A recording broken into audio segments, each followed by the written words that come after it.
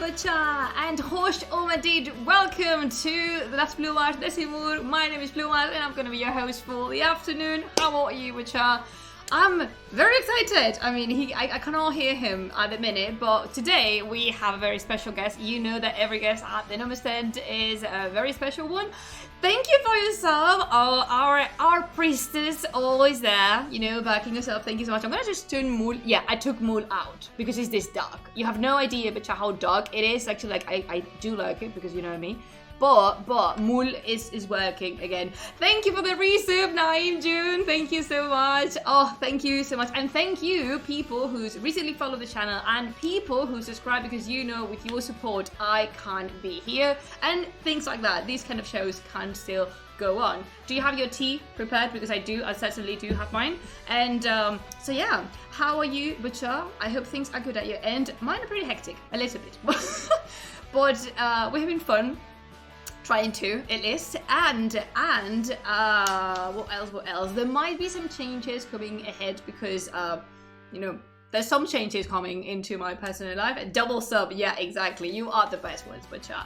And if you want to know a little bit more, or if you want to not lose any kind of content in the meantime, just consider supporting me on Patreon, patreon.com/LasPlumasDesimur, because there you don't miss a thing. I mean, we have exclusive content, we have access to our Discord person. We started watching Rashafon, you know, the anime, because my patrons just enjoy me shouting at the screen because I'm really mad, and because, you know, I mean, the priestess can confirm that I think the protagonist is a dumbass, but we're not here to talk about that today. Thank you so much for everyone for the follow and for the... I've seen that you are expecting this as much as I am, because we've shared a lot through Twitter, don't we? We have. I'm really excited because today is the second episode of the Nomad stand, which is the Nomad's Get, actually. Like, I don't know, I keep changing the title every time because I am not a good host and I just forget the names I do give to things, to shows. But, you know, in these kind of streams, we bring professionals and we bring dear colleagues and friends to talk about a variety of topics. Of course, Iranian studies are going to be involved. Maybe. If we do get carried away, we might not mention at all Iranian studies, but we're going to try our best.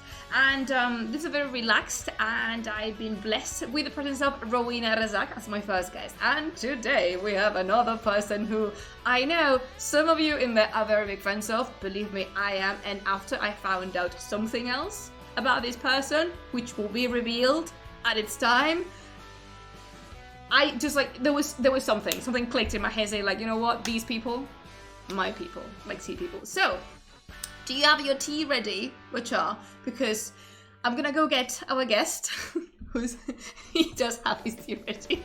I'm gonna get our guest and I'll be right back. But yeah, before starting, remember that this is a very relaxed stream. Of course, you're invited to ask questions, but please do not harass our guest. Okay, and keeping it very nice and keep it very classy, because that's how we do things here. This is how my Bacha and I are. And also, do not be shy. If you really want to ask something, I mean, for once, I don't have to answer. They have to. So just take advantage on that. So yeah, 2 seconds. I'm gonna get our guest and I'll be back.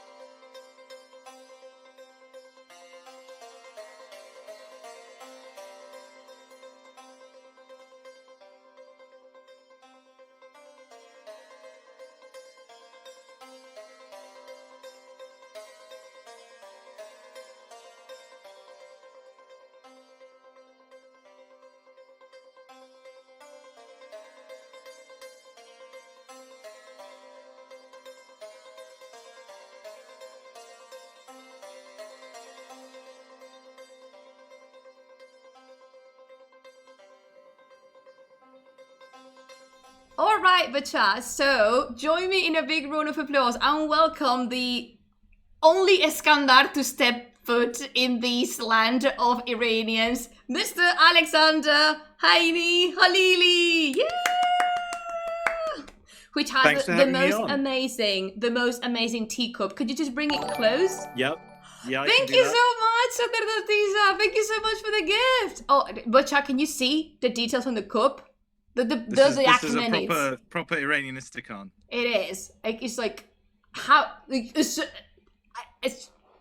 big fan of this person. I mean, I had to break out the big guns to come on, to come on the Nomad's 10.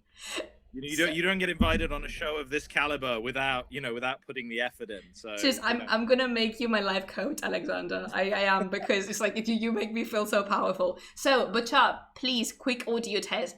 Do you hear Alexander properly? Is his sound level to mine? Say something, Alexander. Look at my cool teacup. How is the volume? How is the voice? Is it okay? Can everyone hear me? I think I'm gonna turn you up a little bit, but see, this is but chat, for this minute, I need you to answer. Like, this is the only time I'm gonna require you to answer. It's all good? All right, perfect. So, all good in those. So I'm actually very excited about this, Mr. Alexander, because again, I have to say, I need to admit that even though I've expressed my discomfort about the figure of Iskandar, there are actually two people named Iskandar that I love and I look up to. One is Alejandro Salamanca, which is another friend who does this thing of divulgación on Twitter too. And I hope to bring him. And then there's you, which, your name is Iskandar, but it's quite okay. What can I say? All the best people are called Alexander, except that one guy. Except that one guy who we're not going to talk about. Thank you. Yeah. Much appreciated. Although it's funny, it's really funny because Iranians sort of have this love-hate relationship with Iskandar. They do. So when I was living in Iran, everyone would sort of say, "Oh, you're Iskandar," and they would say, "But na un Iskandar, not that Alexander." Dige, Iskandar Dige. Iskandar Dige. No, that wasn't me. Police, no, that wasn't me. No. I didn't do it. I promise. I didn't do it. Yeah, it's like literally, I didn't do it. Or I won't do it again. You promised to be good. I mean, I promised. I actually, you may have seen on your in a response to your Twitter advert, I promised not to get drunk and burn police. So, exactly. And you promised it to someone, because the person you were talking to is P2, which is the captain or our puns team. So. Oh, really? Yeah, we have a whole dynamic here, Alexander. We have a priestess, we have a vizier, we have a secretary, which I don't think my vizier and my secretary are here, but the captain of the pun team, he is here. So. You have like a whole administration. This is like a durbar. I want to build my own satrapies at some point, because I think you have a satrapy at this point. I think so. I'm aspiring to something bigger. All you need now are some horse nomads to fight for you, and you can If I do horse riding, do I count as my own horse nomad? Yeah, I mean that's even better. There you go. It's like your Shah Ismail, and you're about to restart the Safavid Empire. Oh, if only. I really like the Safavids. I hated them. I will tell you the story later, but I used to hate the Safavids. So, all right, little bit of introduction. Alexander Hayni Khaleeli is actually a postgraduate at the Institute of Arab and Islamic Studies at the Ulster University of Exeter, and he works about the history of Iran, Afghanistan, and Central Asia. I am reading his Twitter bio, at this moment, because there's a lot. I was gonna say that because I know you are a funded PhD, but I can't work the acronym. So you are gonna do that, my dear friend. Yeah. So this is where I earn my funding by giving a shameless plug to my funding body, who are great. They are the South West and Wales Doctoral Training Program, the SWW-DTP, and they are, they get their money from the Arts and Humanities Research Council, from the AHRC, and it's a wonderful funding body. So it's like a consortium of universities. So there's Exeter, there's Bath Spa, there's Reading, I think, there's Portsmouth. There's quite a few sort of universities in the consortium. And it's and so they generously, for reasons that I still can't quite fathom, agreed to give me money to research. So, but Chad, what I bring you here, you know that I like to step up my game. So what I bring you here is a mythical creature. Behold, the funded PhD. This is, Just- you're not going to see this many, but they're not abundant. This is like sighting a unicorn or a dragon. This is like sighting, you know when you sight the huma bird flying around? This is the huma bird. They exist. No, I think this counts as a unicorn riding a huma bird over a double rainbow. I'm actually very, very happy that they considered. I think they put the money. There's my vizier. Hello, Ross. So there's my vizier. Now you meet everyone in the family. So Alexander, my first question, because I want you to talk a little bit about your own research and what you do. So my first question is actually a bit more retrospective, which is, when did you become interested in Iranian studies, and when did this interest or even love relationship arise? When did it happen, and how did it happen? Well, it's kind of a long story. It actually goes kind of all the way back to my childhood, I think, in a funny way, because the Middle East has always been kind of fascinating to me.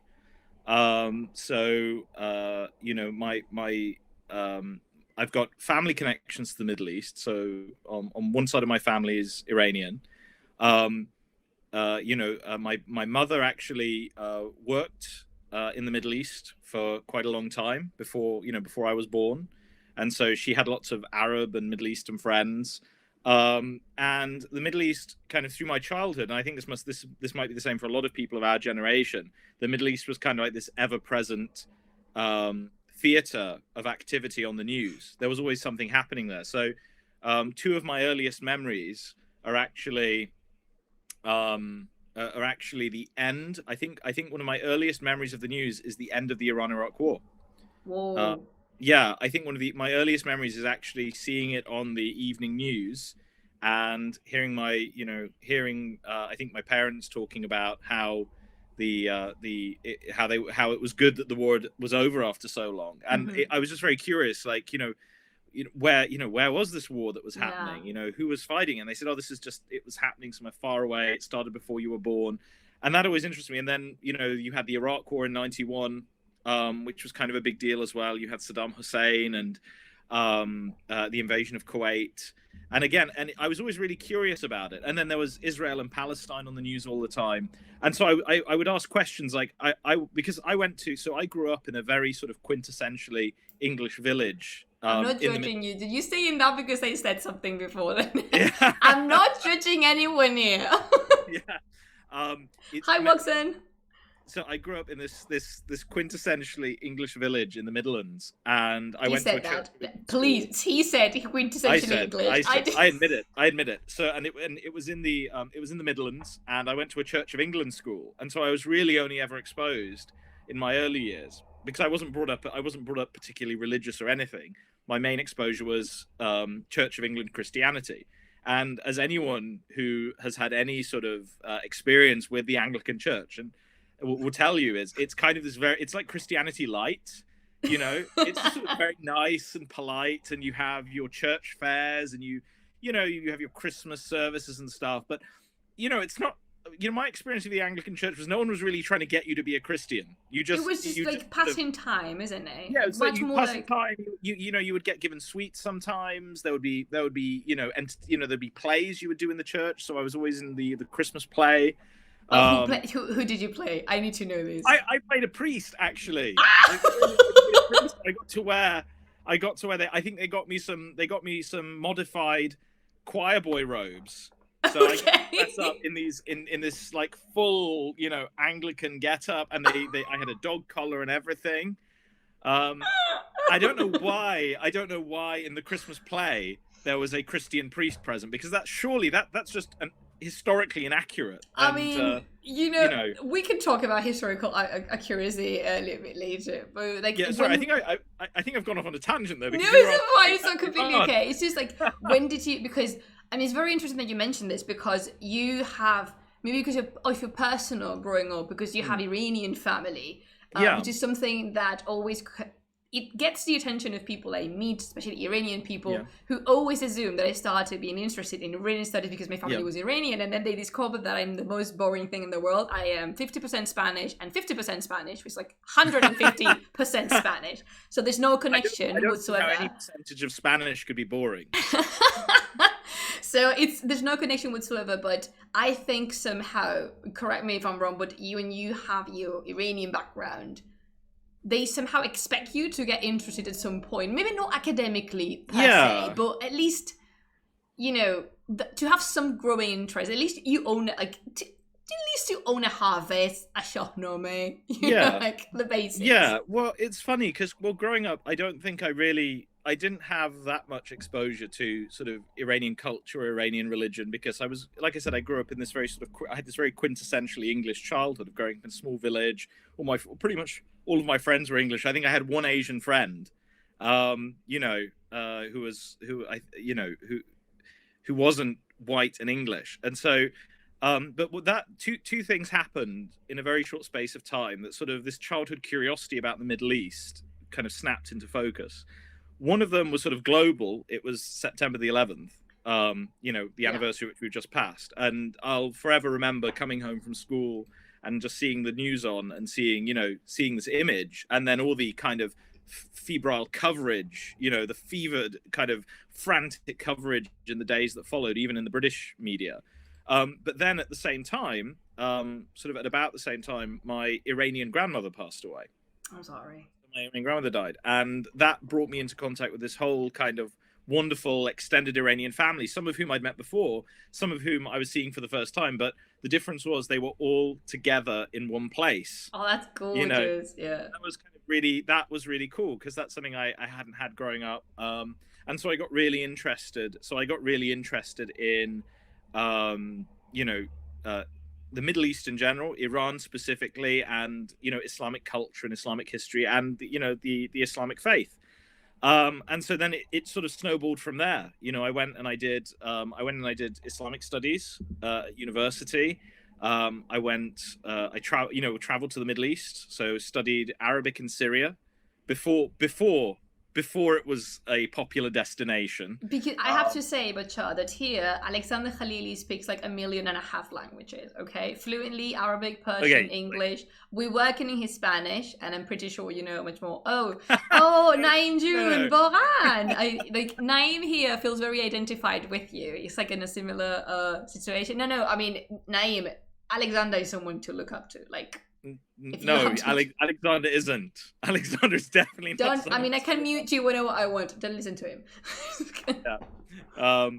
But yeah, and then it sort of snowballed from there. Like I think the funny thing is I was already. Do you want to hear something funny? I was really bad at languages at school. Like I was useless at French. We had to learn French and German. But French and they were my worst subjects. French is difficult if you come from English, I think. I think every language is difficult if you come from English. I mean, Spanish is very difficult. I'm really sorry. I apologize on behalf of my people. But... No. I wish I'd been exposed to Spanish in secondary school because we had French and German, and my attitude was, well, they're not very global. French and German weren't very global languages, so I never saw... really. I mean, if you know French, you can kind of manage in the north of Africa. Yeah. If you. Yeah, I mean, don't get me wrong. I actually regret not taking them more seriously now because now I realize how useful languages are. But I was good at all my studies. I was very academic. But languages never clicked with me, and so it's really funny now that I speak Arabic, I speak Persian, and I translate them. I know. One of the things I do, I translate Arabic and Persian books and articles, and looking back, it's kind of amazing that I just did this, from having no interest in languages, I basically fell in love with two languages that used a completely different alphabet. That doesn't mean they were easy. Like it was, it was really, really difficult. I mean, I studied Arabic for 4 years and I cannot speak it to save my life. Like I just, all the Persian that I learned just kind of swept the Arabic under the carpet. But the thing is, I cannot speak Arabic, like not even a word. It's just I know things if I read them or if I see them written, I remember the shape of the word because I'm a very visual person. So I'm an art historian, what I'm going to say.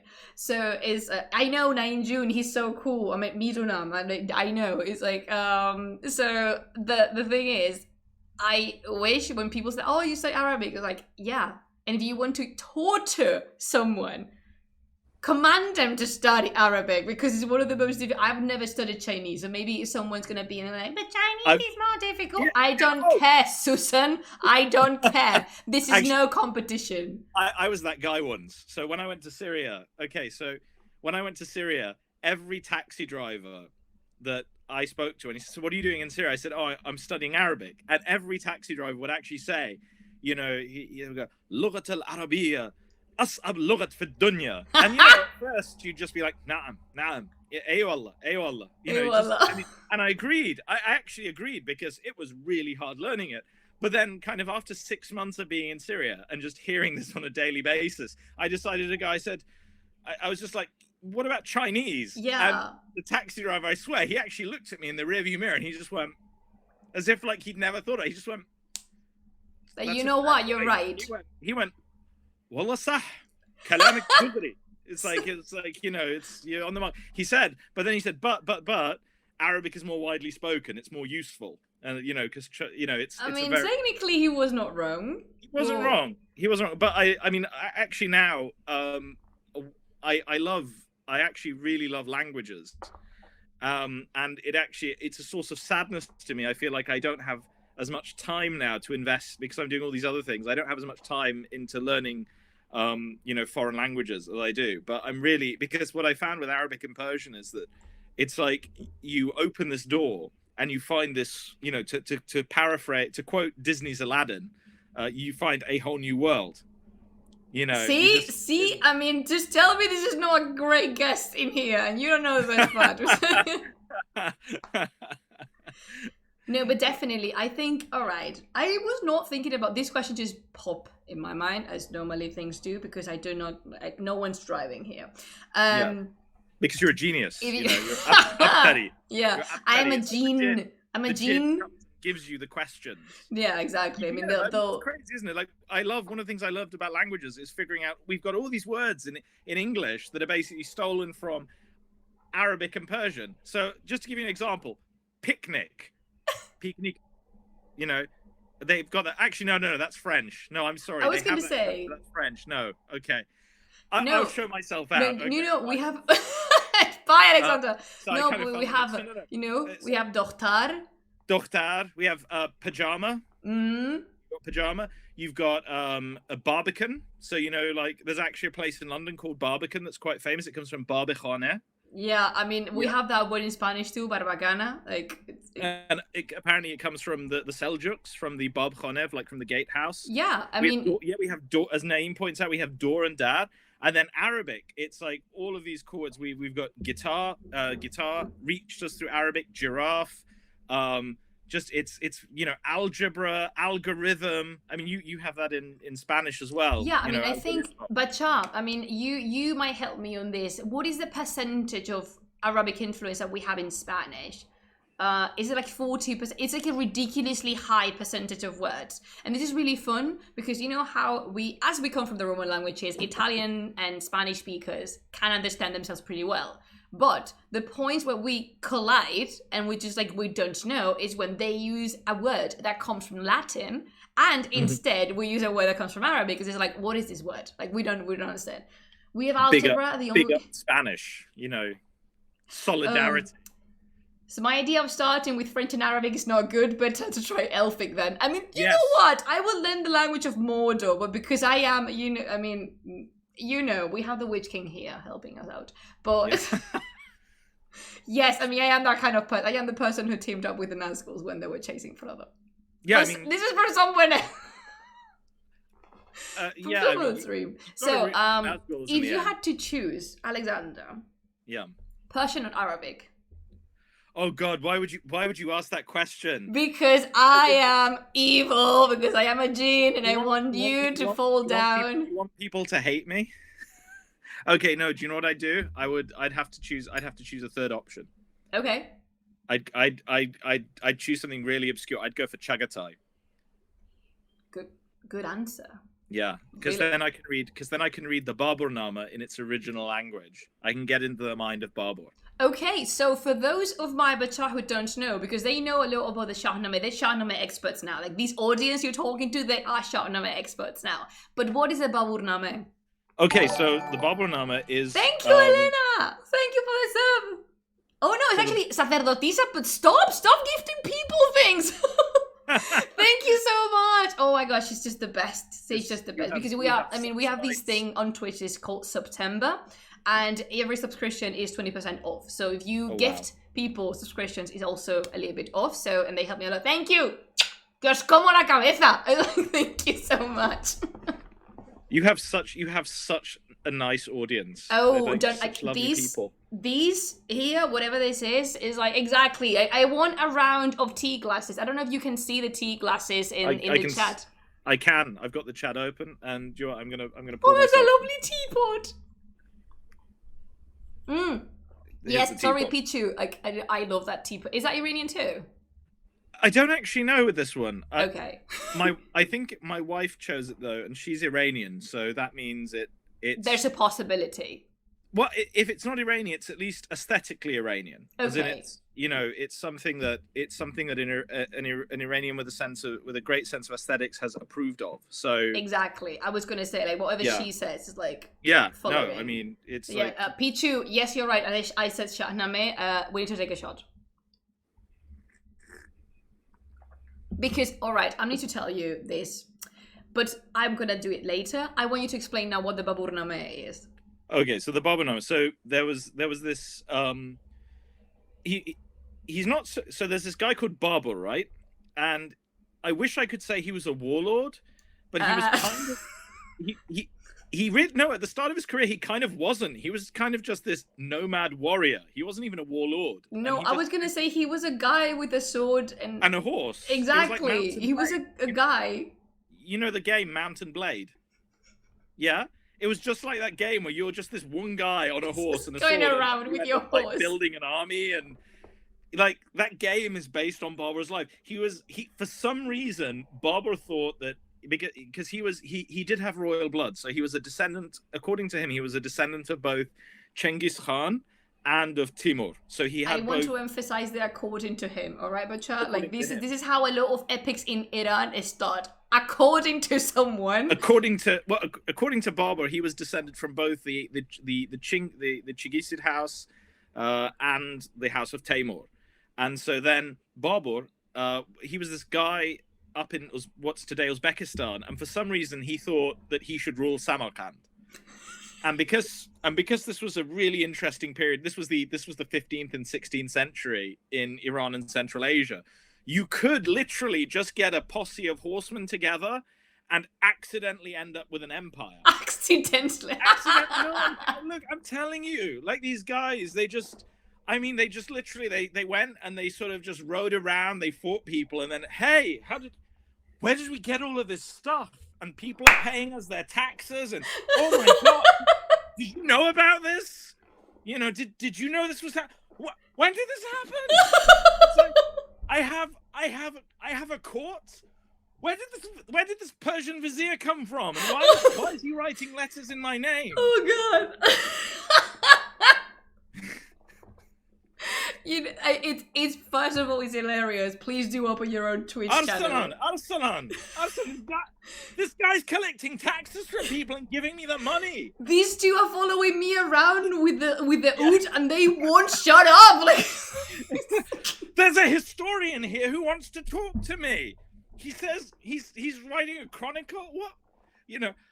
So Babur is this guy, and he's for want of a better word, he is bumming around Uzbekistan with like a small band of warriors, and he takes Samarkand, and then he loses it, and anyway he wants to capture Samarkand, and he ends up going to Afghanistan and capturing Kabul instead.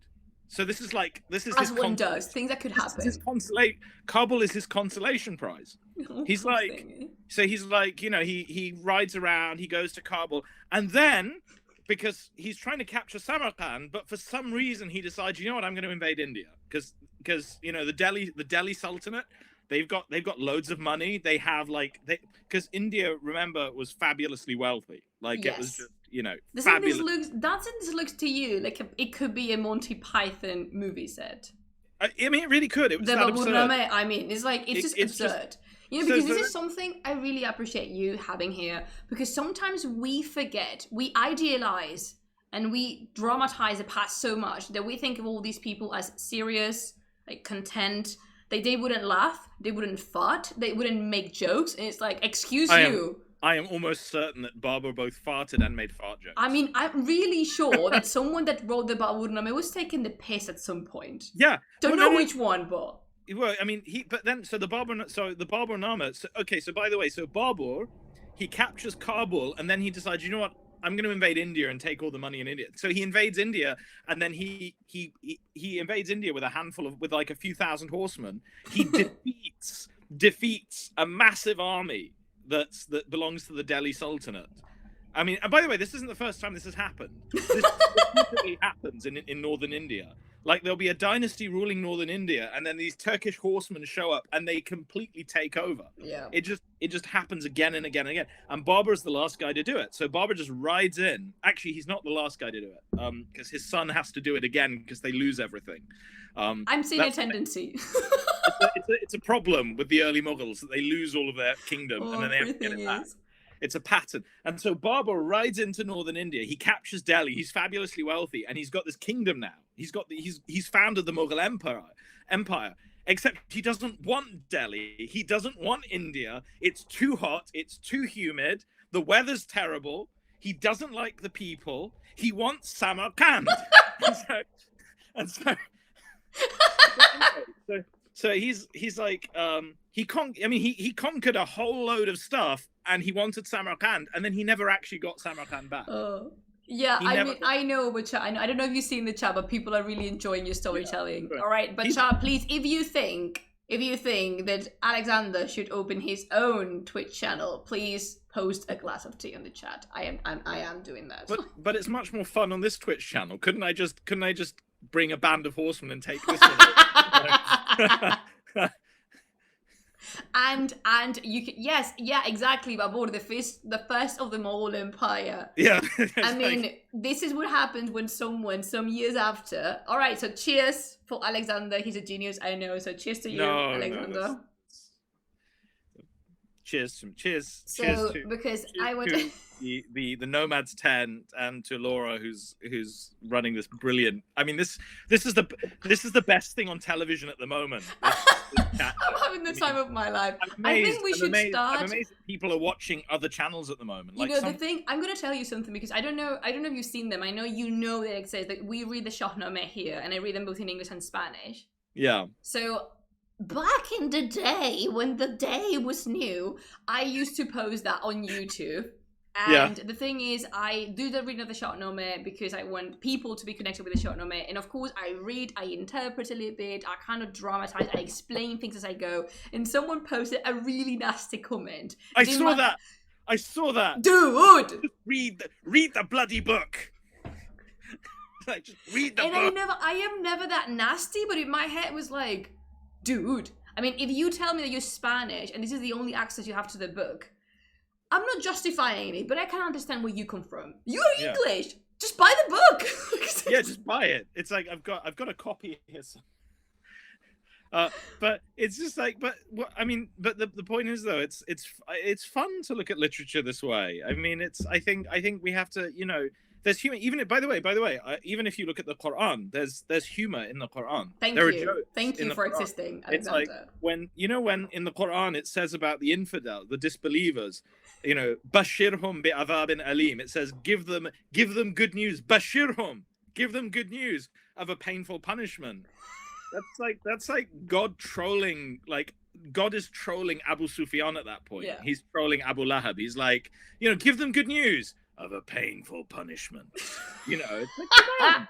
This is a great literary work. It is amazing. It has puns, it has humor, and so definitely the Shahnameh has humor. No, definitely. You know? I mean, you know, when we arrived, you know, the part where Faridun has 3 sons. Yeah. And I mean, in here, they could not believe, my Bachar could not believe that they remain nameless until the age of 20 something. So we started like this to be in exactly, thank you, Nosotros, team boy number 3. So we started calling them kid number 1, kid number 2, and kid number 3. So by the end of the episode, everyone was a big fan of kid number 3, but no one knew how kid number 3 was named. Because Feridu never got around to it. He was busy. He had like epic adventures to go on. He couldn't name his children. I love Feridun. I mean, that's another one of my questions. Which is your favorite part of the Shahnameh? If you have a favorite arc or favorite character. My favorite encounter is one is Gurda Farid's battle with Titan goddess queen of everything. I love Gurda Farid. She's such a badass. You don't know her yet, but you will. Yeah, you will know. Yeah, exactly. You will remember her.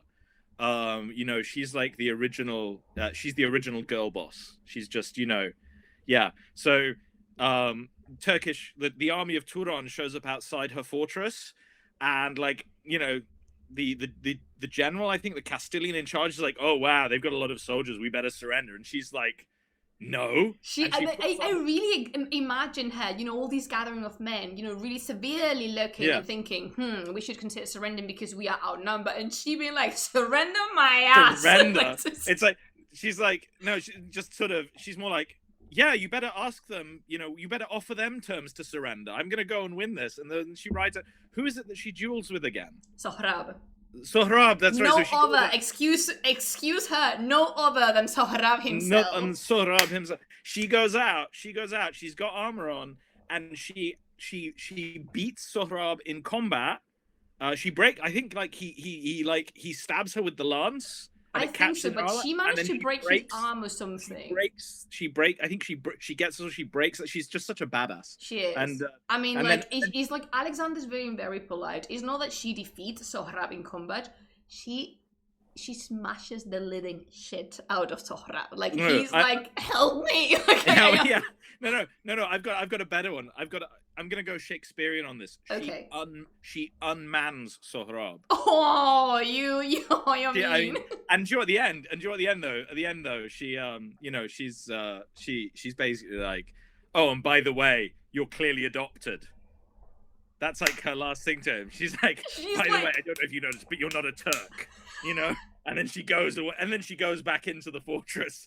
And it's really fun because later they have these thing. I don't know if they end up marrying each other or something, but I remember her coming back like, oh, and another thing, I think you're cute. Yeah, like, it's like she's like, you know, it's like, you know, and come back when you've you know, when you're worthy, basically. Yeah, but it's just like, I just imagine Sohrab being like, what the hell just happened? Like, yeah. Like... You know, just. So yeah, I mean, I've said, you know, that I always said that my favorite character is Zahak because I love Zahak, yeah, the villain. I love him. There's so much to him. For shoulders, what's not to like? Exactly. Have you watched Akharine Dastan, the film? No. Ah! I want to see it, but it's on my watch list. I want to see it. Do it. I mean, there's a lot of things that they're taking. I mean, in this channel, we're very angry because they took Barmaye out, and Barmaye. I mean, liking Barmaye, being on the team cow, is a personality in this channel. Like, yeah, exactly. Thank you, No Soy Rose. Like, No Soy Rose is like the main leader of the team cow. So when I watched it and I saw no Barmaye, I was like, why would you refuse? Why? But I like all the things. You watch it and then we're going to talk about it. Yeah. I want to watch it in the Street channel at some point, but, you know, life is complicated. Yeah. There's only so many hours in the day. Exactly, yeah. But we got off track. So the Barbarnama, just finishing off that conversation. So Barbara goes and does all this stuff. The Barbarnama is his autobiography. So it's one of the great works. It's one of the great works of Chagatai literature, but it's also one of the great works of world literature. Because Babur, although he's this warlord who accidentally founds one of the greatest empires ever to be seen on the face of the earth, he's also very introspective. Like, you read the Barbarnama, you get a real sense. It's actually I would say it's one of the earliest modern autobiographies, because it shows he reflects on his condition as a human being. He reflects on his journey. He talks about it's very realistic. He's actually not that self-aggrandizing. You know, he talks about his victories and his losses, and he sort of just, you know, it's just a really amazing work. And so it covers most of his life, kind of, you know, where he started, how he, you know, all the things he did, and his companions and stuff. And it's a great work of literature. And I think actually, if you look at that period, the 15th and the 15th century and the 16th century, you have a golden age of travelogues and autobiographies. So you have Ibn Battuta writing in Arabic, the great Ibn Battuta. Even though he doesn't like Shias very much. No, but you, to be completely fair, you kind of blame him. He's just a product of his time, and he's a product of his time. Yeah, it was like a trendy thing, like. Yeah. Who do we like now? We don't like the Shias. All right, it's like, so we don't like them. Oh, fine. We don't like them. It's like, you know, it's like how today no one likes the 1%. You know, it's like it's fashionable to sort of hate billionaires. Exactly, in those days. Yeah. It was, but no, I mean, seriously, I mean the anti. It's quite interesting actually looking at the anti-Shia sort of, especially in Iran. That's part of my research, which we can talk about later maybe. But the don't worry, I am actually going to ask him questions about his research, and we're going to touch upon another topic. Don't worry, but I have things listed. I mean, yeah, Ibn Battuta. To be honest, Ibn Battuta doesn't like any. I was going to say, like, yeah, exactly, sandwich. Ibn Battuta just doesn't like anyone. I mean, the thing is, he isn't always kind of a foaming at the mouth anti-Shia. He actually gets accused of being a Shia at one point, which is funny. When he's in Turkey, he's in Anatolia. That's what we call karma. That's karma. Yeah, he gets, because he prays like a Maliki, so he does. All right. So all the Hanafis in Anatolia are just like, you know, you're a Shia. It's like, yeah, it's like, and I think he has to do wudu to prove, he has to show them how he does wudu to prove that he isn't. I can't remember, but I seem to remember that. So you've got Ibn Battuta's Travels, which is another great work of literature for that. Also very underappreciated, you have the Badaya al-Waqaya', so the amazing Badaya al-Waqaya'. I don't know him. No, that's so that's from Badaya, the plural of Badi', so kind of wondrous things. Badaya al-Waqaya' events from, you know, Waqi'a. So it's like wondrous events. I don't speak Arabic. Don't hate on me. I'm going to throw you the teapot. But chat, you won't. So this guy, and this is written by a guy called Varsafi, and he's basically a Persian preacher / bureaucrat. He's actually the student of one of the greatest Persian Sufi preachers to have ever lived. He's his shagird. He's a student of Kashafi. So Kashafi, the guy that wrote Rosat al-Shuhada, yeah. This guy Varsafi is his student. So he's sat at his feet and learnt the art of preaching from him. And he's a Sunni, and he's a Hanafi Sunni, and he's in Herat. And he has this kind of. Are you hearing this, Netflix? We need this. Yeah, we need this. No, it's a brilliant. Do you know why? Because this book, it's part local history. So he does a bit on the history of Herat and Afghanistan and Iran and stuff, and then there's a bit autobiography and a bit of a travel log. And then a bit of it is just there's I think there's one chapter in there where it's just kind of jokes that he's heard. So it's kind of like a bit of everything. But the most amazing thing about this book is he was in Herat when the Qizilbash showed up. Oh no. Yeah. Oh and they no. Yeah. Oh no. They try to kill him. He's there, so it's brilliant. Can I tell the story? The short story. Yeah, absolutely. But please, if you want, the Qizilbash. You might remember them because when I mentioned Ismail the First, you know, the Safavids and Shah Tahmasp. You know how I mentioned, this was ages ago, but you may remember when I talked about Safavid architecture that I said that Shah Tahmasp, he did, I mean, I love Shah Tahmasp. Okay, I really like him. I love Shah Tahmasp.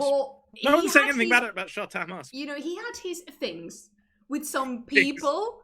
These things were the Qizilbash. And like I think he did the best he could. He did the best he could. I mean, Shah Ismail was basically worshipped by the Qizil. So this is Varsafi in the reign of Shah Ismail. So this is when the Qizilbash are at their most extreme. They think Shah Ismail is God, and Shah Ismail is like. By the way, Shah Ismail was a brilliant general. He was only defeated once at Chaldiran, but he was like Napoleon because his self-belief was so strong that when he was defeated, it broke him completely. Yeah, I mean, this is one of the I'm always a fan of Tahmasp, but because of the book and because I really like that how he threatened Suleiman. You know, when they were signing the piece of is it Amayas? No, I don't remember the. You know when he has hosted Afiat Boshe. Mamnunam. You know, like how Shah Tahmasp basically has his favorite person in the planet. He's like, okay, you can do it. I'm gonna kill him, and the other rest is like, do what? You're like, no, don't do that. It's like, yes, trust me with this one. Like, I have a gut feeling, and then it worked. It's like, I talked about this like at one time and say like how this. It was. I'm pretty sure Tahmasp did not expect this to work. And Suleiman was like, yeah, please don't kill him. I am done with it. Just saying peace. And I can't imagine him. He's sending me like, oh my God, it worked. It worked. It worked. That was pretty much how I felt when I got my PhD funded. Oh, come on. Don't say that. Like, what? They're giving me money to do this? Went for it? I got it. It was so. If you want to tell the story and if you can give them a little bit of context who the kids are. Okay, so basically the Qizilbash were these. They were these Turkish. They were these sort of Turkic horsemen. I think they were Turkoman horsemen, and they were extremist Shias. So they were kind of Shia Sufis. So they kind of came out of this whole nomadic warrior Sufi culture that the Ottomans came out of. But whereas the Ottomans ended up being Sunnis, the Safavids, also Turks, ended up being Shias. And they kind of, I mean, at the beginning, it was very ambiguous because it was, Shah Ismail was this great charismatic leader, and the Qizilbash were his muridan. They were his, because as well as being the Shah of Iran, he was also the head of the Safavid Sufi order. Because they kind of like Henry VIII, if you want to make like a parallel, like being the, I don't know, is it like you're your own person? I don't know if you can say, but it's. I think we haven't. I think Shah Ismail makes Henry VIII look like an amateur. No, I mean, don't get me wrong. I always I will get in the Safavid team, but it's been like we haven't delved that much into that kind of history. So it's like if you want to imagine someone that represents at that period of time the sacred power and the political power, it would be. Shah Ismail. Just read about him. It's just like, he's amazing. He's just he basically his whole, I mean, Shah Ismail is kind of like Barber again, one of these great kind of Turkic nomad conquerors who spends his childhood in hiding, then conquers all of Iran and quite a big chunk of Afghanistan as well. I mean, obviously then it wasn't called Iran and Afghanistan. These were sort of, it was like Khorasan and Iraq Ajam and things like that. So basically Herat.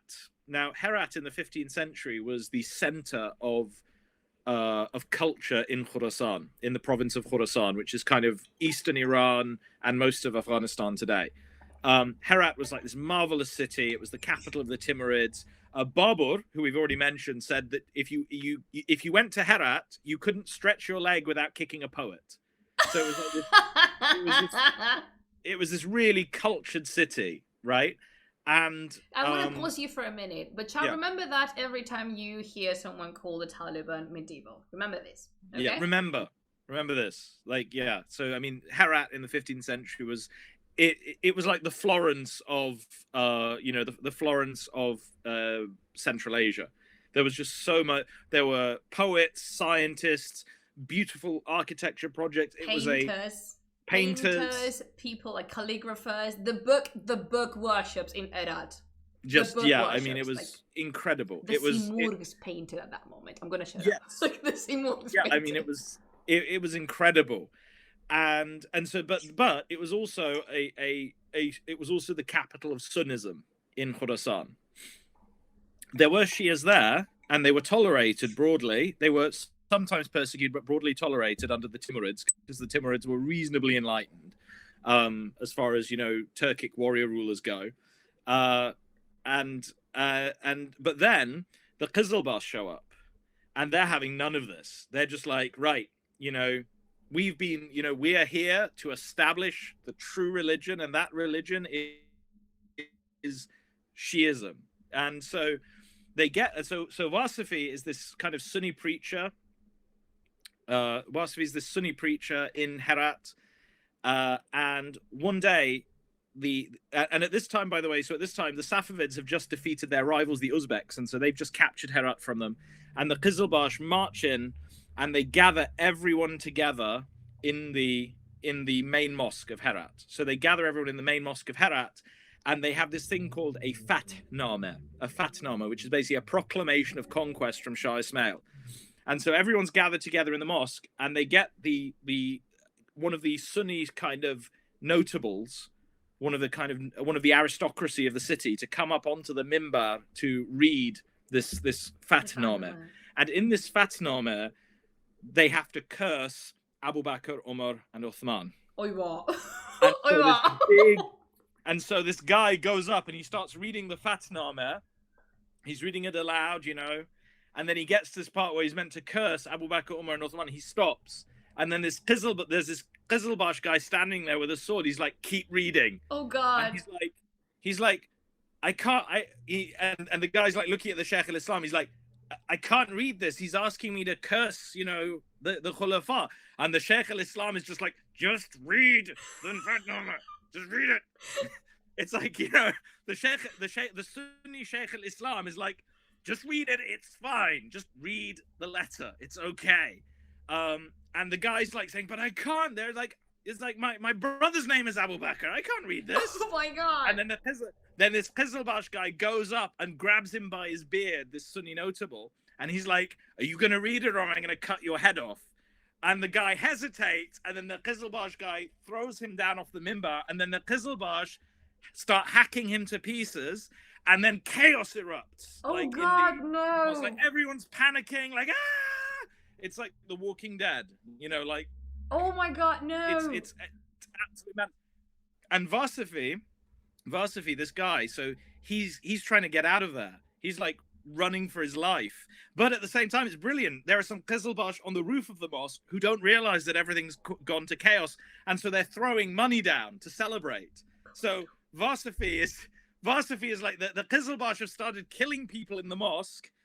And the Qizilbash on the roof are like throwing gold coins down, like, Allah, Muhammad, And so Varsafi's like running out of there, and then it's just complete chaos in Herat. And he actually tells the story of how the Qizilbash chase him out of the mosque. He finds a guy there. He finds a friend who he knows is a Sunni. And he's like, thank God I found you. We've got to get out of here. And the Sunni guy just grabs him and says, I've got him. No! Yeah. And then the Sunni guy from that point on, the only name we know for this Sunni guy who betrays Varsafi is Un Haramzadeh, that bastard. and so the Qizilbash and this guy are like chasing him through the streets of Herat. He has to hide in a garden. He hides in a wood pile. And then they almost find him, but then they find another guy and they think it's him and they kill that guy. Yeah, it's crazy. This is such a good story. It's such a great story. And then he has to get out of Herat. But the thing is, when he's leaving Herat, he has to take his friend with him because his friend... The bastard?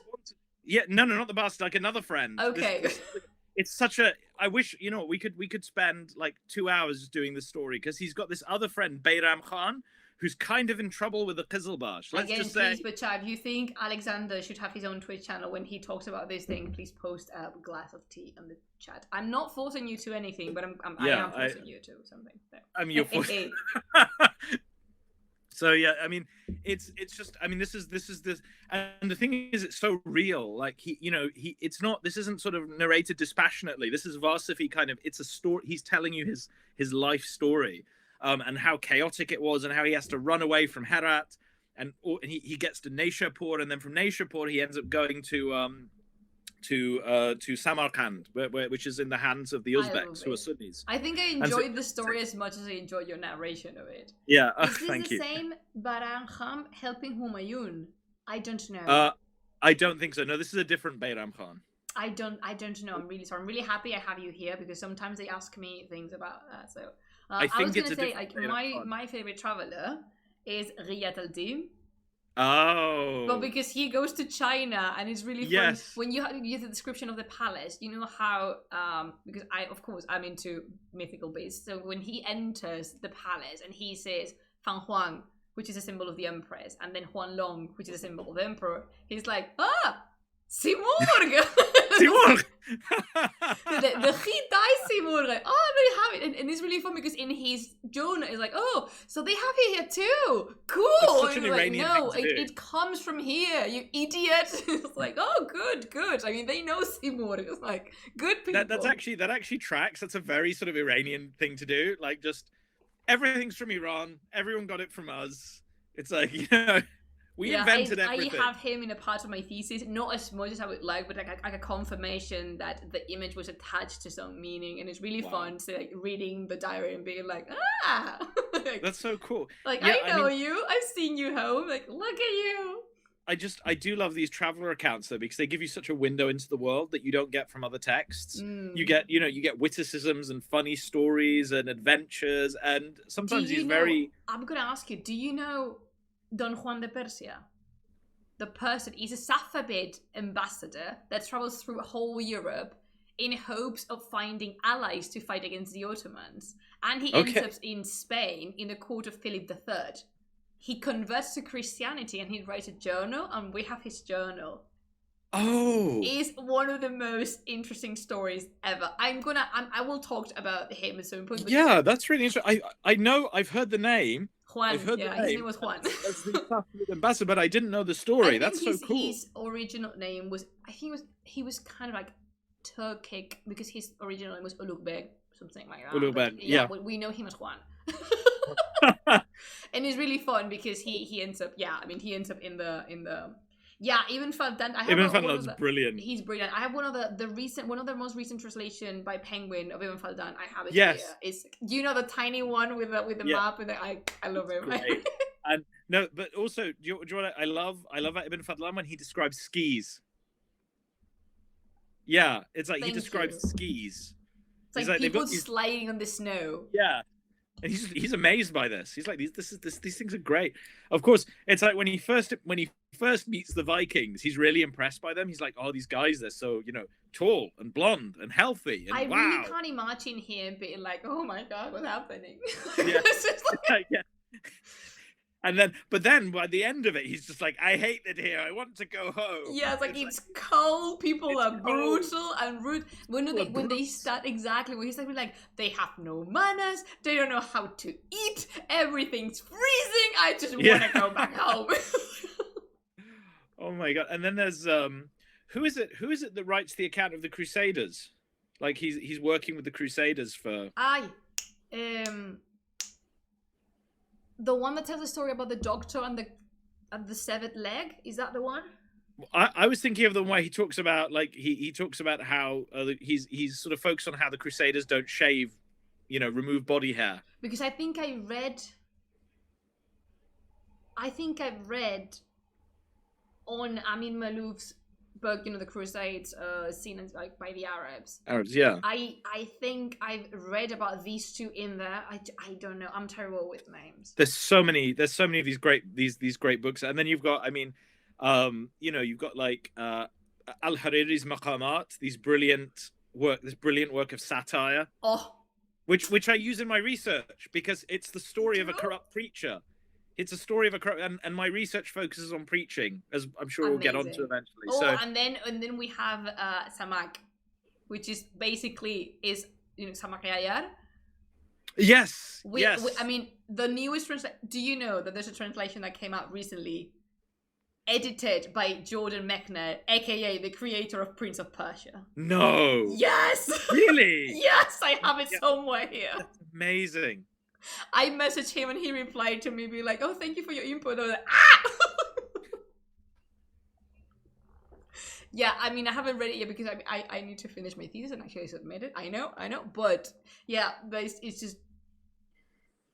Wow. I really want Samak to have his own series, video game, film.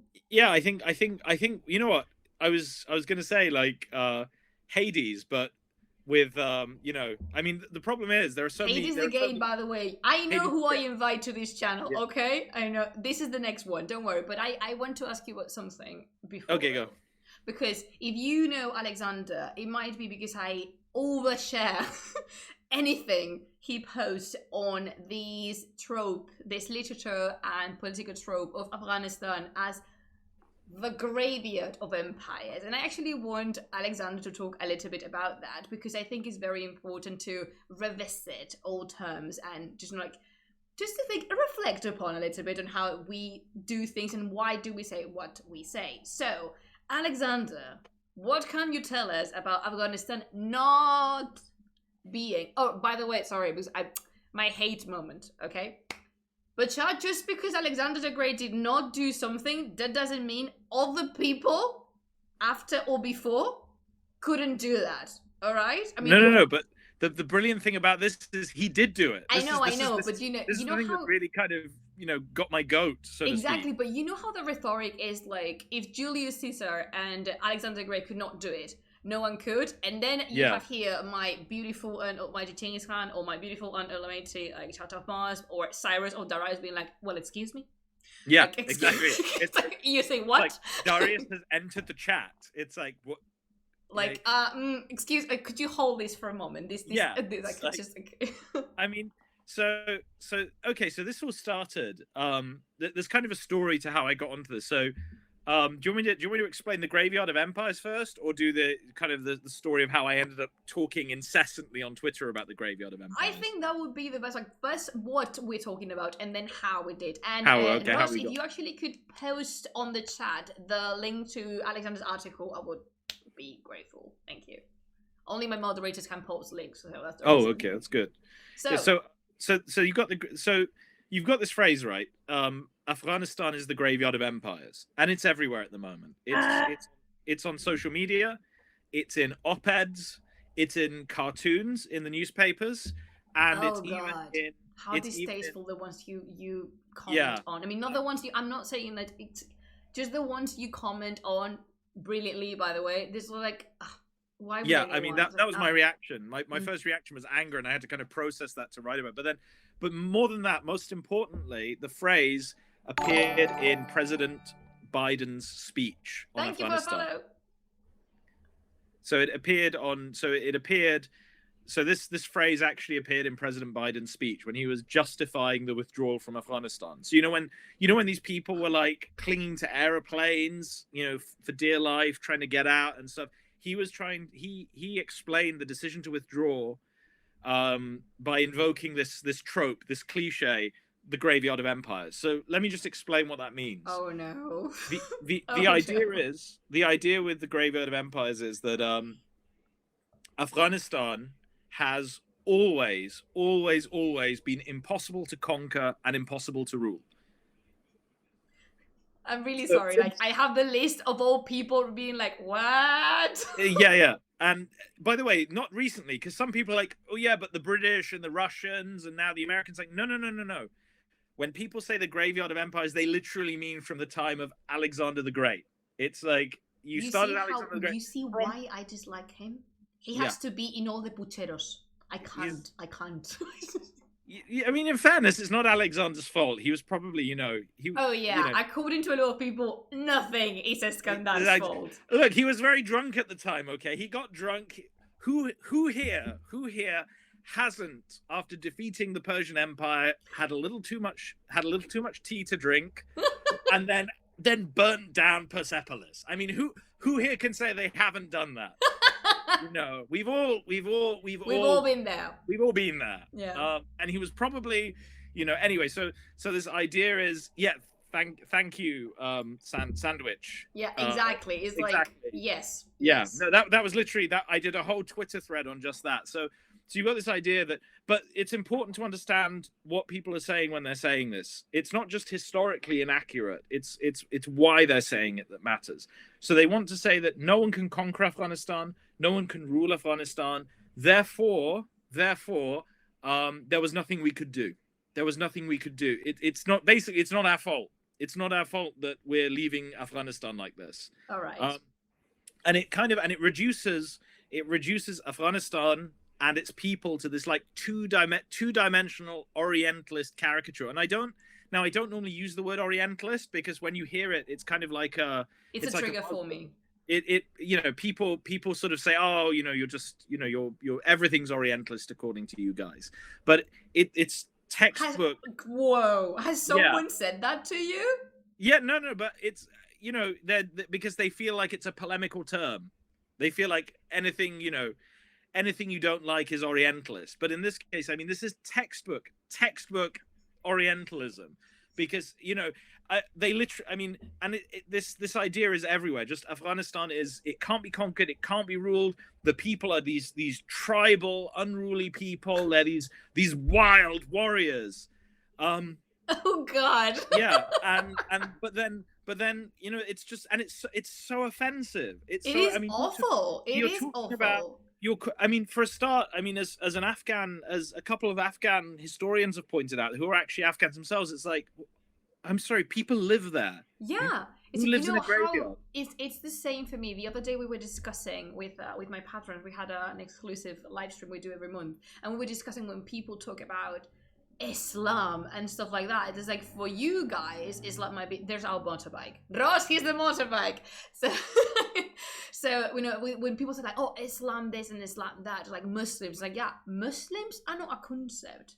Like, for me, Muslims are my friends, and they have names, surnames, families, and it's like, it's the same with like, oh, the Afghans. It's like, yeah, but these are people.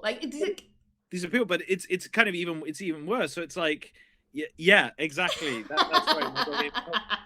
But then I think the problem is, though, the problem is it's also, so as well as being historically inaccurate, as well as being very offensive, it's also analytically useless. Like as you know, as Pichu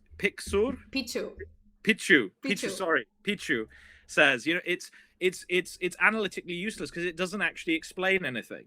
So in all of those cases, whether it's the Americans, the Russians, the British, anyone who's been defeated in Afghanistan, there are historical reasons for that. There are explanations for that. There are causes for that. Just like there are causes for the American failure in Afghanistan, and, you know, that we're seeing unravel now. And by Biden saying the graveyard of empires, he was basically trying to blame the Afghan people for their own suffering, which for me is just, it's just perverse. It is really twisted. Like, how deep into the darkness of your own mind you have to go. Yeah. To blame. I'm really sorry. I'm really trying to keep a straight face, but you're doing a much better job than I am. Yeah, no, I mean, it's. I mean, I was when Biden said that, I think it was one of those. I think it was one of those kind of spitting out my tea moments. Like, what? Well, you said what? Exactly, and they say it with such a like calm, firm voice. As in, like, we are not only. It's a fact. Exactly, we're not saying it's something. It's the graveyard of empires. Everyone knows that, and this is where it gets interesting. So before Biden did his speech, I was already looking into this, and. Now, when you hear this phrase, the graveyard of empires, you kind of think, well, this must be what Alexander said. Oh, Afghanistan's the graveyard of empires. Or maybe the British said it. Or maybe the Soviets said it. But, you know, actually, the phrase, as far as I can tell, the first time anyone in the English language called Afghanistan the graveyard of empires was actually in 2001. And it wasn't a historian. It wasn't a general. It was an ex-CIA officer called Milton Bearden. Of course he was. He was the guy who was instrumental in kind of funneling money and weapons to the anti-Soviet Mujahideen. And he wrote this article in November. It was published in December 2001. So he wrote this article literally as the invasion was happening. And it was kind of like meant to be this cautionary tale, like America shouldn't become bogged down in Afghanistan. But then it found its way into the popular culture, and it kind of became a self-fulfilling prophecy. Yeah, it's like, no matter what we do in Afghanistan, it's just doomed. There's nothing to be done here. Like, but then you look at the history, and so I remember when I started seeing this stuff on op-eds and on the internet, and it didn't start with the graveyard of empires. It started with kind of stuff that's adjacent to that. So I think the first Twitter thread I did on this, it was a cartoon where someone had said, peace plan for Afghanistan. Yeah. And they had a map of Afghanistan, and they divided it down the middle, and they said 21st century on this side, 15th century on this side, and you're on the 21st. That infuriated me so much. Thank God that was your thread, because I am such a big defender of what we call medieval ages because we don't have a better term to use. I mean, it's very European, but this is what we have. So the thing is, even when I taught in university, I said to my students, like, if I see dark ages in any of your essays, you're gonna fail, and no one says dark ages in my presence. So that's the thing. Like, we have these thing, you know, when you call someone like, oh, like, your point of view, like this Lily Allen song, like, your point of view is medieval, which is like, all right, I can take that with a pinch of salt. But I can't say the title of the song. I will tell you later. Yeah. Like, this is a very family-friendly channel. So that's the thing. Like, when you see that, it's like, whoa, you want to say something else. Yeah. Why don't you say that you mean against human rights? You mean wrong? You mean, like, why do you need to use the word medieval? Illiberal, brutal, anything you want. Why medieval though? Why medieval? But then, so I saw this cartoon. I saw this cartoon being shared, and I was looking at it, I'm like, that's so ignorant. You know, a historian of 15th century Afghanistan should really put this guy right. Wait, I'm a historian of 15th century Afghanistan, because my research is actually, as you may be able to tell, it was, it's actually about, a big part of my research is about Herat in the 15th century. So a lot of the materials I'm looking at were produced in Herat in the 15th century. Oh God! And so I knew about this stuff, and I was just kind of like, I'm a historian of 15th century Afghanistan. And so then I'm just imagining you maybe like, you know, sitting with your family and then suddenly clicking and standing up, literally standing up, like, wrongs must be righted. Yes, yeah, it was like that. It was kind of more of a penny drop moment. It was like, and then it was just sort of like madly typing on Twitter, you know. And the funny thing is, that thread, at that time, I had only about maybe 600 Twitter followers, and they were mostly other academics. You were there before it was, you know. I was here before it was cool. Yeah, and but because I saw you posting something about precisely 15th century Herat, and I was like, ooh, interesting. And I think because Rachel retweeted something new, or either Rachel or Stephanie Muller? Yeah. Someone retweeted something you said, but this was ages ago, and I thought, ooh, these are people. And by the way, you know, Stephanie and Rachel are these really nice American academics who I've never actually met in real life. You know, they're based over in the States, but they're just such, like, I think Rachel is one of the nicest people on academic Twitter. I want to bring her here, but I don't. You need to get her. You need to get her in. You need to get her into the Nomad's tent. It's just but if I can bring here Rachel Shine, I would have defeated the final boss of life, because she's hilarious. It's I love her. I think I can pull out. I can put it all being like, oh, you know, you do epics and I do the shot Nomad. I know you do. Well, because exactly, it's kind of, you know, she's kind of, you know, the Arabist version of you, because she looks at, she's brilliant.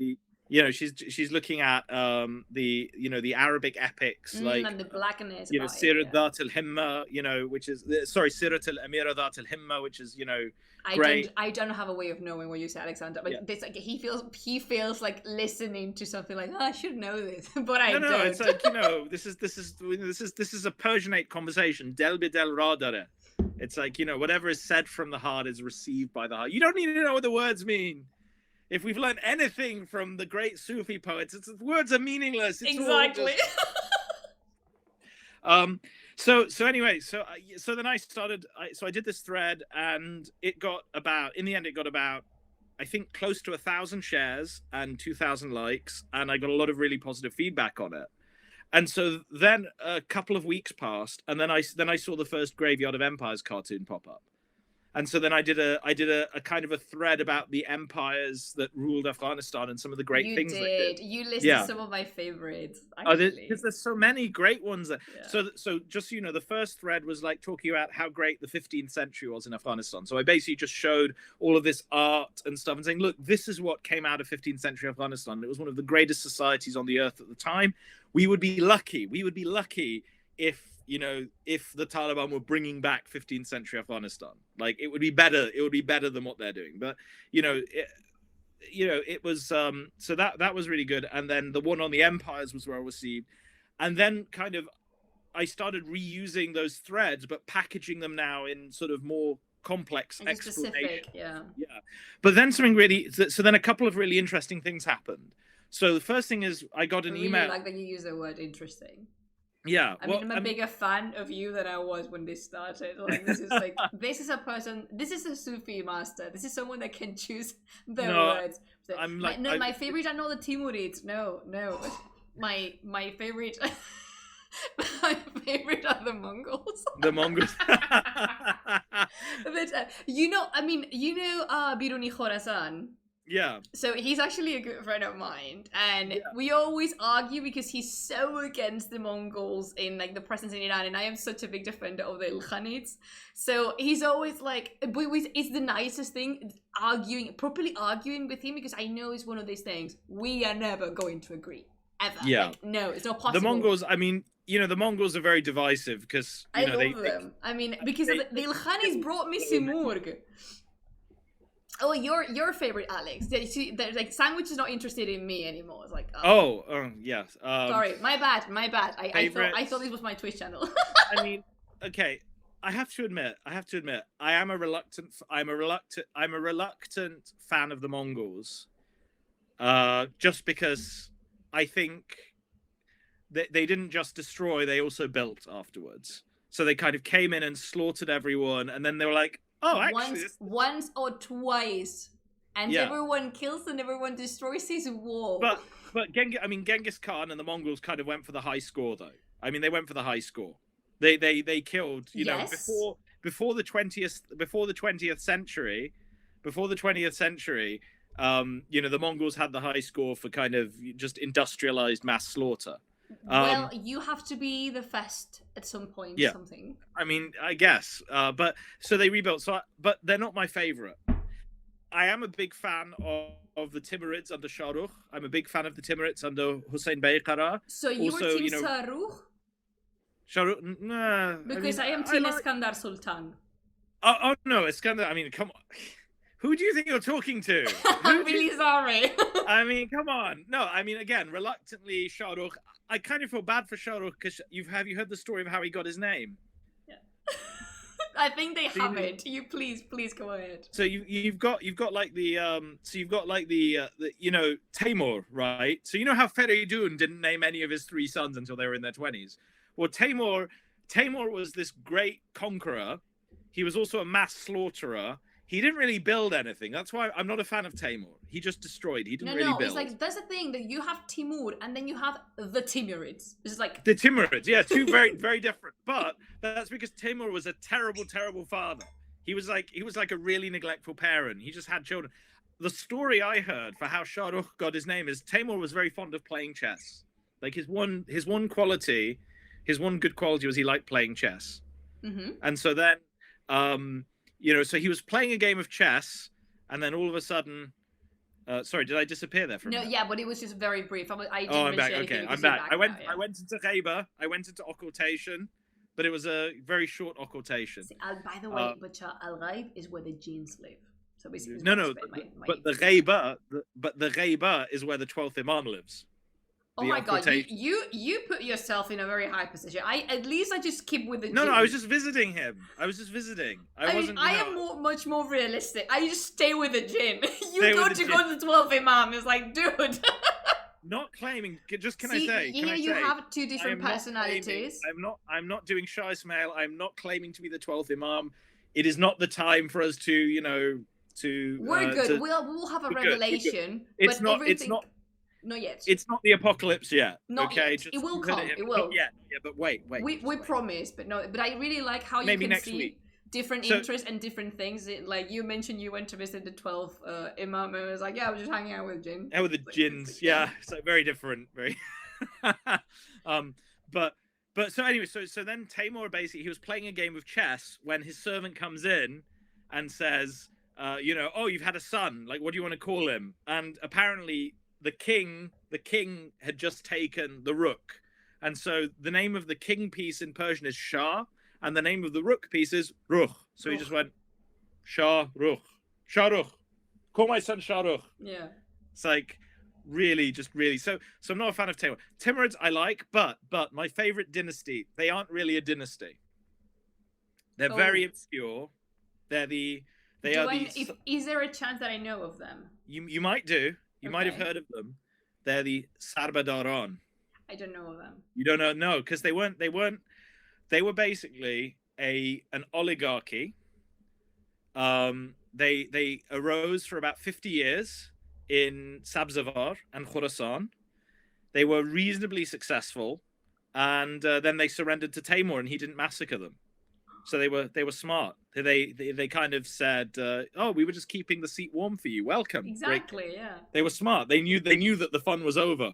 But what's really interesting about them is they started as a rebellion against the taxation of the Mongols. So Abu Sa'id dies. Abu Sa'id dies, and the Mongol Empire, the Ilkhanate, they were Shia. Yes, they were Shia. Yeah, they were Shia. Good job. I have very educated audience here. And so the Mongol Empire fractures, and you have all these different pretenders basically trying to become the next Ilkhan. And in the area where the Sarbadars emerged, the area of Sabzavar, there was a guy called Toga Temur, who was I know him. Yeah, he was like the last Mongol. And so he was like trying, because by then you had the Jalayirids and all of those guys, they'd come about. Yeah. And so the Toga Temur was like the last Mongol pretender, and he was taxing the people of Khorasan very heavily. And then one day the people of Sabzavar just went, "We're not paying," and they threw out the Mongol tax collectors. And so then Toga Temur is like, "No, this will not stand." He comes with an army. They defeat his army. Oh God! They defeat him, and they set up. And their battle cry is Sar Bedaron, because Sar, it's actually Sar Bedar, basically heads to the gallows. Exactly. It's basically these guys were like, give us freedom or give us death. Exactly. Oh God! They were like gallows men. So their you name. Sent me some articles or books that I can read, where I can read about them. Yeah, there was really right. So the Sarbadaron, their name literally means heads to the chopping block. Like we're and so they're these freedom fighters, and they were Ayaron, so you'll love them because they were basically a bunch of Pahlavanon and Ayaron. They were kind of these these Javon Madon, wrestlers and archers and stuff, and Sufis. And there was a crazy group of Sufis who joined them. There was like this, because there's always, in every good story located in what we call medieval Iran or the Persian, actually there's always a crazy bunch. There's always a crazy, but then you have to hear how they finished. They killed Toga Temur, but you have to hear how they did it. The Sufis did? The Sabadaran. Okay. So you have to hear you have to hear how they did it. They were smart. They made peace with him, and they said, no hard feelings. We'll pay you tribute.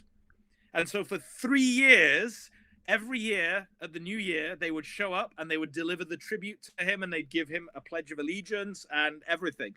They even put his name on the coins they were minting for 3 years. So they make him feel comfortable and secure. So then in the third, I think it's the third year, they show up and Toga Temur's like, "Oh, my friends are here, my friends, come in. But then under their robes, they're wearing chainmail and they've got concealed weapons.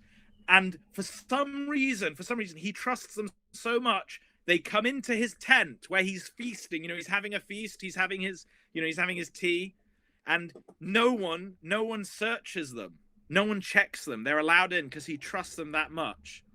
And they're standing around the table. They're talking. How are you? And then at the signal, the leader of the Sarbadaran pulls out an axe and smashes it into Toga Temur's head. This is like Game of Thrones. Yeah, I mean, reality surpasses fiction. Yeah. 300 Sarbadaran. So there's only 300 Sarbadaran against thousands of Mongols. But because they've got the element of surprise, they massacre the whole Mongol camp. They scatter the herds of animals. They set fire to the place, and they go home. Wow. Yeah, I mean, they end the last of the Ilkhan. That is so interesting. Yeah, and they were the problem they had, though, the problem with these guys, the Sarbadaran, is then they started killing each other. I mean, it tends to happen, Yeah. Oh, wow. So they I really want to read about them now. You should. Well, they are gonna be in my PhD thesis. They're in my PhD thesis. All right. So I will read about them there. Yeah, I hope your PhD thesis is written this vividly and this passionately. Well, I mean, I'm thinking because I've actually found some new sources on the Sarbadaran. So, the last book written on the Sarbadaran was done in like the 60s, and this is the one here. Oh, the history of the Salvador dynasty. It's Okay. by John Smith, Yeah, the the one from the Pocahontas. most uniquely named academic in the history of Islamic studies, John Smith. Okay. So it's by John Smith, the history of the Salvador. So he did that. But in my research, I initially set out to kind of find some new sources on the Salvadoran.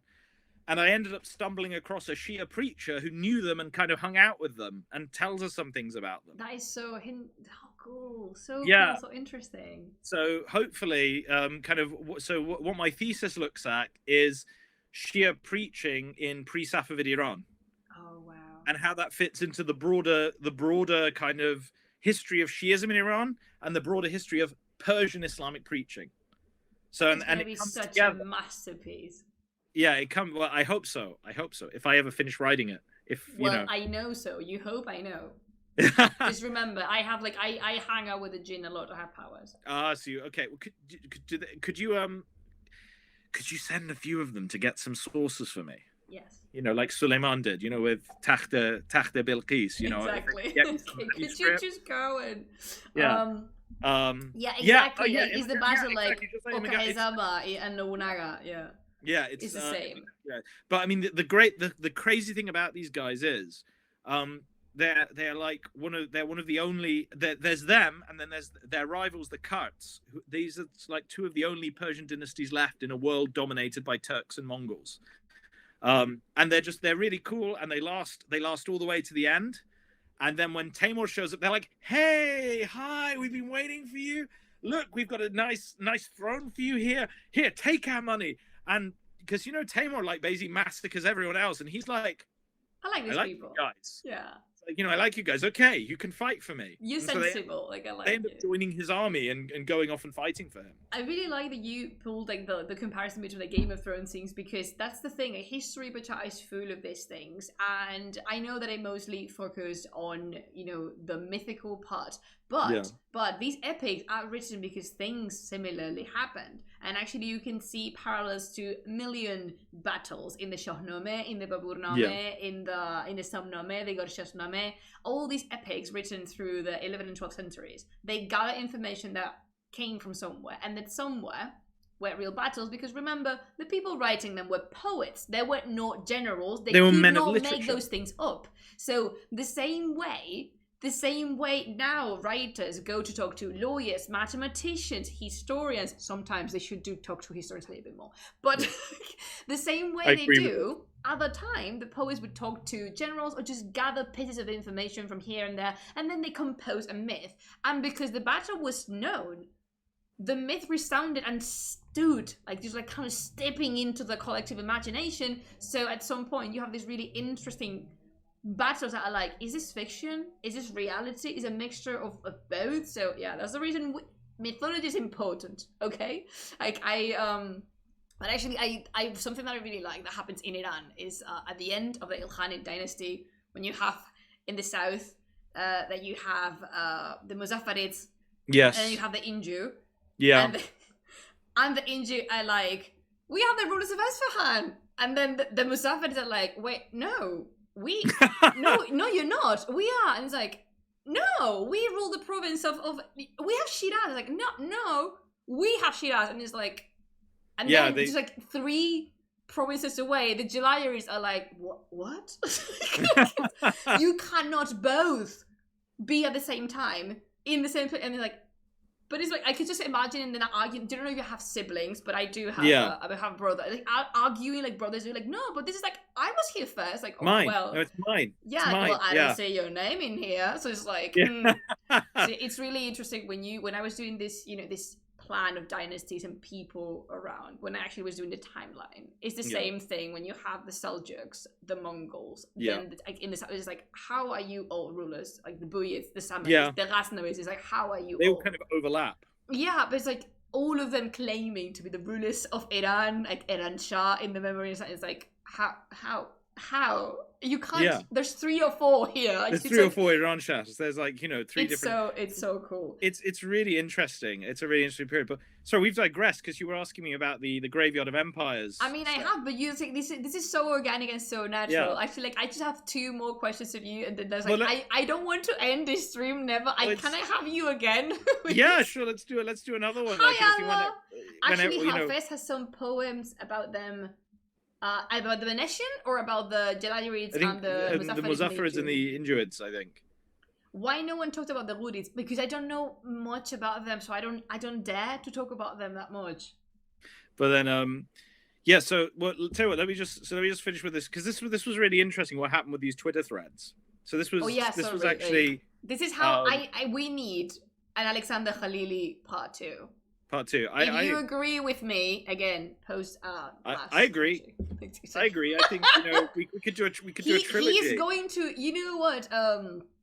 You know what? He is going to take this over at some point. Yeah, it's like the book. I'm just going to show up with my band of Turkish horse warriors. Yeah, I was going to say. I'm in charge of the Twitch. The problem is, though, I don't know how to run a Twitch, so I'm going to have to hire a bunch of Persian bureaucrats to do it for me. I am the Persian bureaucrat. You're the Persian bureaucrats. I am the one. In an event of an like upcoming new dynasty in this, internet of things that we have. I think I would be either Nasir ad-Din Tusi would be like, all right, I mean, I don't care who's paying me. I want an observatory. I want an observatory. I want research assistants. Exactly. I mean, because this is one of the things Tusi, because this is one of the things I'm happiest about, that a lot of people didn't know Nasir ad-Din Tusi, and I really like, because as much as I enjoy military history, I love talking about mathematicians, scientists, poets, artists, and when I introduced him to Tusi, they loved him. So it's like he's one of the people. Yeah, I mean, thank you, Pichu.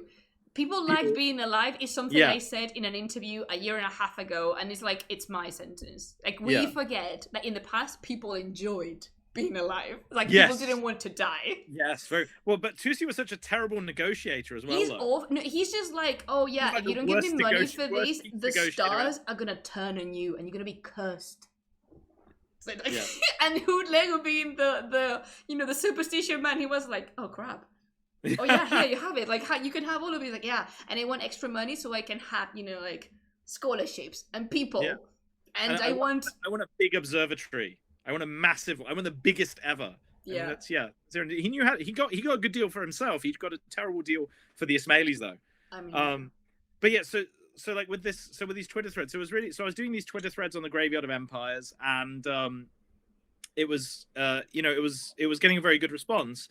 And then something quite interesting happened. So I got an email out of the blue from a Swiss newspaper, Le Temps, who are a French language Swiss newspaper, and their foreign editor Mark sort of said he'd seen my thread on the Graveyard of Empires, and would I be willing to do an interview? He'd do it in English and then put it in French.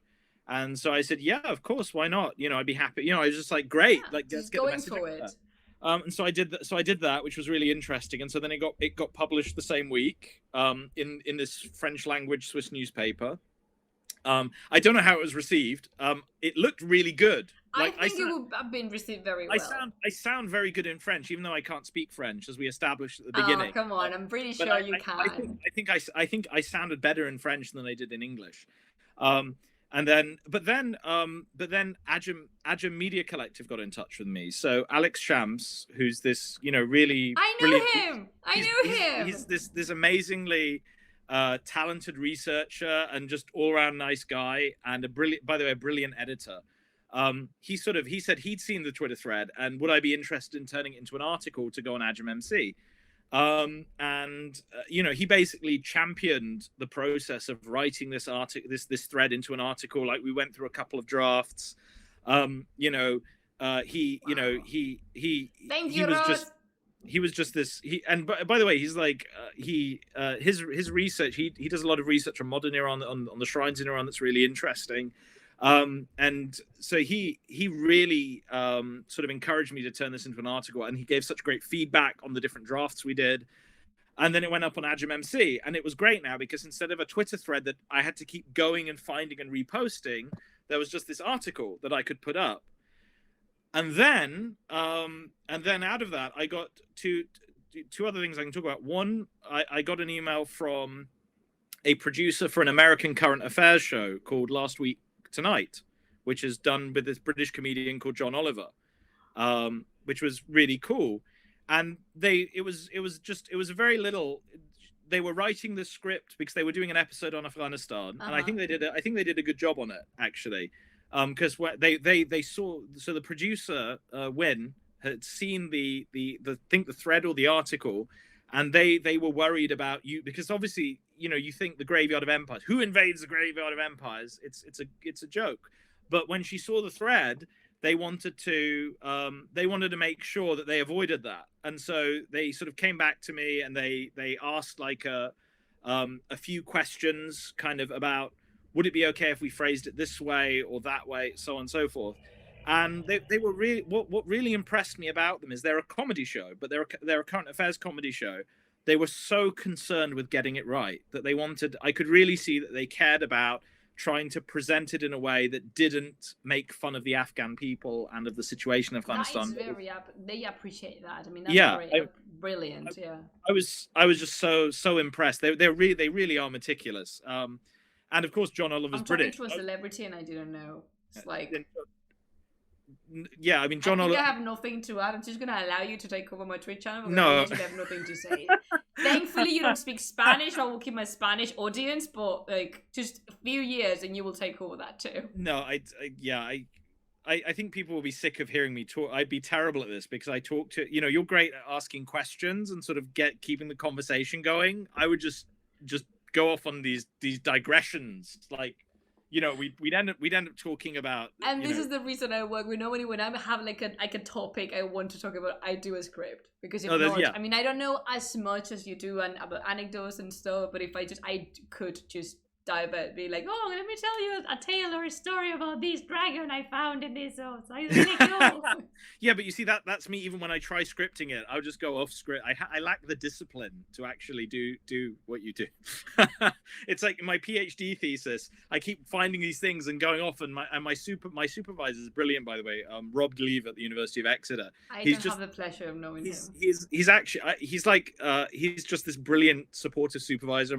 I've got two supervisors, Rob Gleave and Carolyn Musig. Carolyn Musig was at the University of Bristol. She's now at the University of Alberta in Canada, and they're just these wonderfully supportive supervisors. But Professor Gleave keeps telling me, okay, Alex, I know you found this really interesting source that you're looking into, but just come back to the focus. So yeah, with his help, I'm learning to do that. But so anyway, so going back to this, so they sort of asked me some questions and details, and when I saw the episode, I could see they'd taken on board which was really, I felt it was actually really, it made me really happy, because I think if we can make these small changes to the way we talk about things, that can have a big difference in how people think about things. And and of course, John Oliver's British, so naturally, I wasn't going to say no. I was just like, yes, okay. Please. What do you need? Do you need me to fly out there? Like, what can I do? I would, yeah, I know.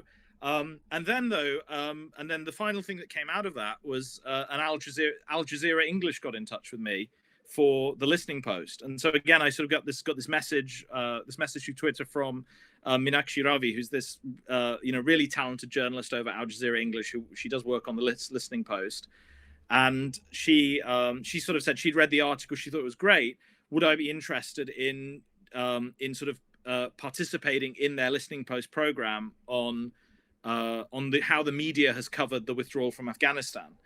And so what had started as a Twitter thread, and the episode aired on Saturday. So what started as me getting angry and doing a Twitter thread ended with me sort of having a couple of minutes of interview footage on Al Jazeera English, sort of talking about Afghanistan. And the reason I'm saying all this is, I mean, obviously, it's great having one's voice in the public sphere and things like that. But I think that the thing that's made me most happy about this is I was able to take stuff that I was researching, kind of stuff. I mean, this all started with me looking at something that was historically inaccurate and talking about that. But all of this ultimately goes back to the research that I was doing. And I think it made me realize that the important role that academics and historians have to play in shaping public discourse. Definitely. Looking at the current moment we're in, by the way, there are tens of academics who've got a far better grasp of the history of Afghanistan than I do. Who could, not many dare to go down to the public sphere, and that is something we are all about in here. As I told you this, I taught Alexander the beautiful word we have in Spanish. We talk about the divulgación, and that's the reason I started all of this. Isn't like we are necessary. Like it's just we're not fundamental, but we are here and we could do a great job if we just step down of our ivory thrones. I don't have any. I belong to the mud like normal people. Like no, very sorry. I just have this. Checking. This is my gaming chair. I didn't get my ivory throne. But that's true. I mean, we need to finish that, and that is something that we talked about with Ro as well, with Rowena when she came in. Saying like history is not ours. It belongs to everyone. It's just we are the professionals of it, and it's our responsibility to make them know and to make it public and to I don't know. I really like this idea of the mixed academic, like the academic that gets involved, the academic that doesn't think that history is some kind of elitist area that some can access. It's just like no, this is not yours. This is from everybody. I really hate when people gatekeep. Yeah, it's just we ought to build bridges, not walls. And I could not have put that better. That's a beautiful way of putting it's it. another one of my catchphrases. I think we need to do a book of your catchphrases. We need to do we can have a little then we can do the little book of the Nomad's 10. I would love to. I actually have, and then we have Chubhor, but yeah. You saw that, right? I saw that. That was brilliant. They say Chubhor. They don't say Chubor. They say Chubhor. I'm not deaf. I know what You're not deaf, no. Chubhor. Every time we play now, all of my friends, when I play Age of Empires with my friends, they're like, let's go with wood. It's like, yes, okay. Yes. It says eating wood. Shut up, leave me alone. But I mean, just especially at the historical moment we're at, not just in the Middle East and Afghanistan and the sort of other places. I think even in the West, just we're at this really important historic moment where we have all of these forces that we actually thought had been defeated. Like the far right, fascism, racism. These forces haven't gone away; they're coming back, and they have their defenders. They do. That's a scary part. And they sort of, and their defenders they want to use history. So it's like, this ridiculous debate about statues, for example, the Coulston statue that got pulled down in Birmingham, the idea that, we shouldn't tear down statues. It's like, well, hold on. So if, so we should have left the statue of Saddam standing in Baghdad. Is that what you're saying? I mean, Pablo Escobar, Pablo Escobar built hospitals and gave money to the poor. Should we build a statue to Pablo Escobar as well? I mean, it's like this Coulston guy is just, this merchant of human misery. And yet we're debating about a statue, but that's why we need historians. That's why we actually need to, and I'm really happy because there are now more historians who are talking to the public. I think it's something that go into the younger generation, is it because many more and more historians have Twitter accounts, Instagram accounts, some of them Twitch accounts. Twitch channels. Yay! I don't consider myself to be the cool bunch of it. I don't think I'm making an impact. If anything, I'm teaching people that dragons are cool, which is something you all should. People need to know about the dragons. Is no one gonna think about the dragons? Think of the dragons. But yeah, I completely agree with you, and that's the reason I wanted to bring academics to this Nomad's Gut. I want you to see that we are starting to change, and Pichu mentioned it before, there's a change being perceived, because I think slowly but steadily academics are not perceived as foreign or distant anymore, if that makes any sense. I don't know, I feel that everything's better. Thank you, Rose. Everything is better with dragons. This is my vizier. I agree. You can see and I think that's because we people need to understand kind of the value of historians at times like this, because we don't, we're not engineers. We don't make iPhones. No. We're not virologists. We're not developing vaccines. But guess what? We can help you kill your racism. Yes, we get well, and more than that, we can actually help you understand why things are going wrong because we've been paying attention. Exactly. And we look at things that normal people and sane people normally don't look at. Yeah, you don't have to be crazy to be a historian, but it kind of helps. I mean, don't you have to though? Yeah. Are you sure? Are you really sure that we don't have to? I mean, I think you have to have a capacity for getting really, really into these like little details. No, definitely. And becoming really excited about them to the point where no one else can quite understand why you're so happy. Oh my God, yes. You know, that you found this one word on this one page of a manuscript in a library somewhere, and it's like, oh my God! I know. I mean, one of the things I shouted the most was like weeks ago I was reading Ghazali, like Muhammad Ghazali, and I found a word, I felt anka in one poem in the Risala at-Tahir, and I shouted, and Bob was like, is everything okay? He's like, yes, I found a word. And he gave me that look being like, oh my God, don't scream like that if nothing is on fire. I was like, oh my God, that has happened. That's happened in my house. I literally jumped out of my chair screaming because I found a manuscript that no one knew existed, of this really obscure text. And I was like, oh my God! And my wife was upstairs. Mona was upstairs, and she came running down. She was like, oh my God, are you okay? What happened? She thought like a bookshelf had fallen on me or something. Like one of these bookshelves she thought it had like fallen on me. And I was like, no, it's great. I found this book. I found a book. And she's like, okay. Like, you know. Yeah, I just remember the face exactly. He gave me saying like, don't do this to me. Yes, just like, don't. Do you think you could not sound like you were like in dying? Pain, in severe pain, or like something is caught on fire with it? Like, don't. Like, it's hard. It's hard being married to people like us. It's hard.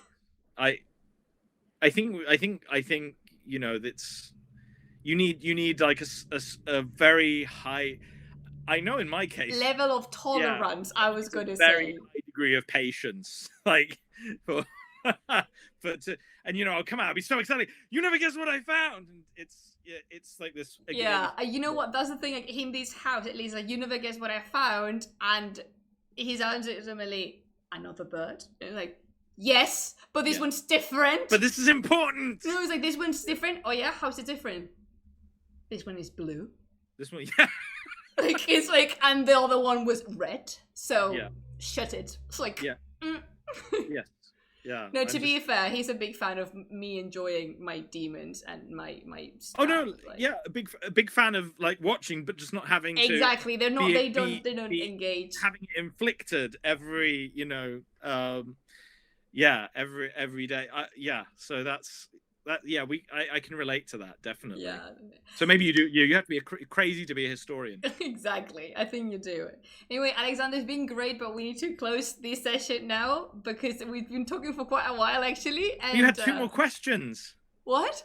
You had 2 more questions. I do, yeah, but actually I am gonna like just sorry. It's like I need to leave for 2 minutes, but I'm gonna leave you with them because I want to ask one question, and I'm pretty sure you're gonna be able to answer it properly. So you know how we talked about the gravity of empires and all this like narrative, blah blah blah. So how you have seen that applied to modern discourses, being like video games, films, and so on. So I promise I'll be back in like a heartbeat, but enjoy Alexander for a minute. I shall disappear now. I'm just going to stare awkwardly into the camera.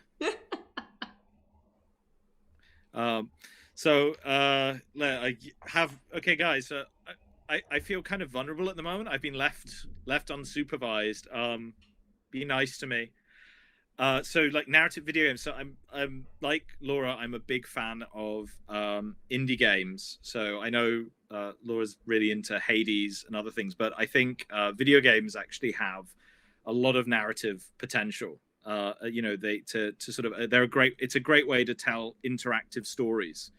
You know, it's a new form of fiction, I would say, and in particular, so as well as Hades, one indie game that I played, I think a year or 2 ago, was it was called The Outer Wilds. So it's not The Outer Worlds, that's a different game. It's called The Outer Wilds. And it's basically a story in which you are so you are kind of like this alien archaeologist, and you have to travel around this solar system, and you have to translate the texts of this long dead race that came before you to try and unlock the secrets of their technology. But the thing is, the complicating factor in all this is that the sun of the solar system goes supernova every 20 minutes, and it resets, and then you go back to the beginning. برگشتم. خوش آمدید. با سلامت. Merci. So, how has it felt to own in a Twitch channel for 2 minutes? I'm not gonna lie, I was terrified. Oh no! I'm not, it was a terrifying experience. Oh my god, Pichu, you got him talking about Outer World. Yes! Oh my god! Yeah, the feelings okay, so Pichu, leave!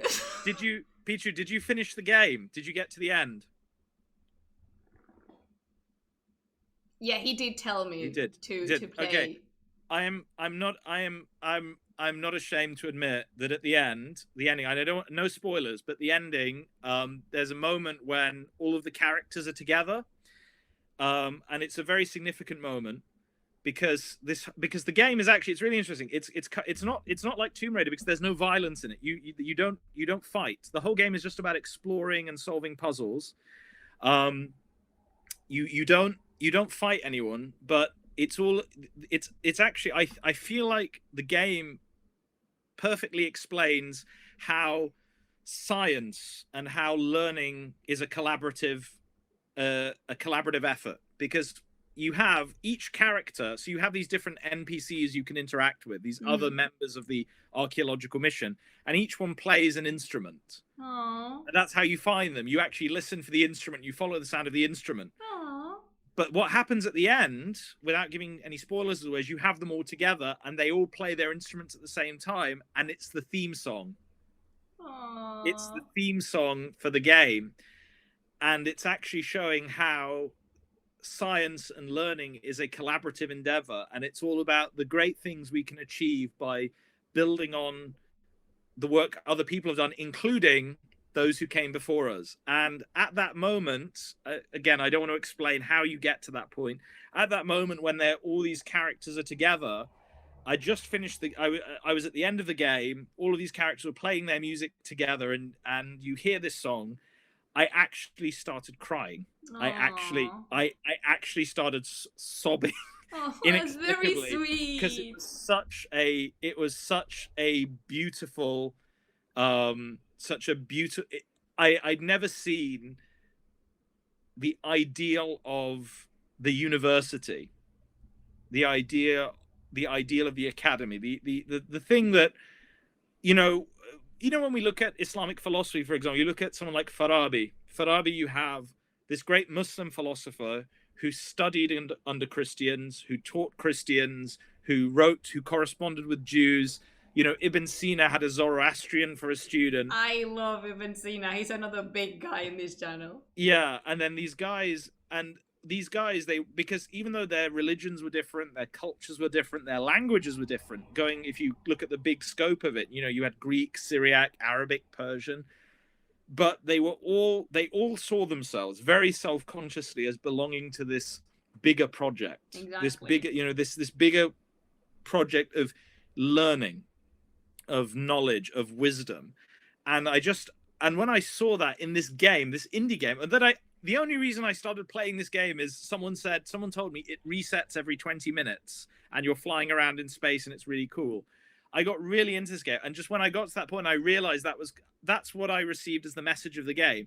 I was just so moved by it, because I don't think if I'd spent 100 years trying to explain to people how science and how learning is supposed to work really collaboratively, I don't think I could have put it as eloquently as I saw in that game, in that sort of in that message. It was just it was powerful. And I don't know if Pichu got the same message from that, but for me it was a game that managed to tell a great story. It had adrenaline.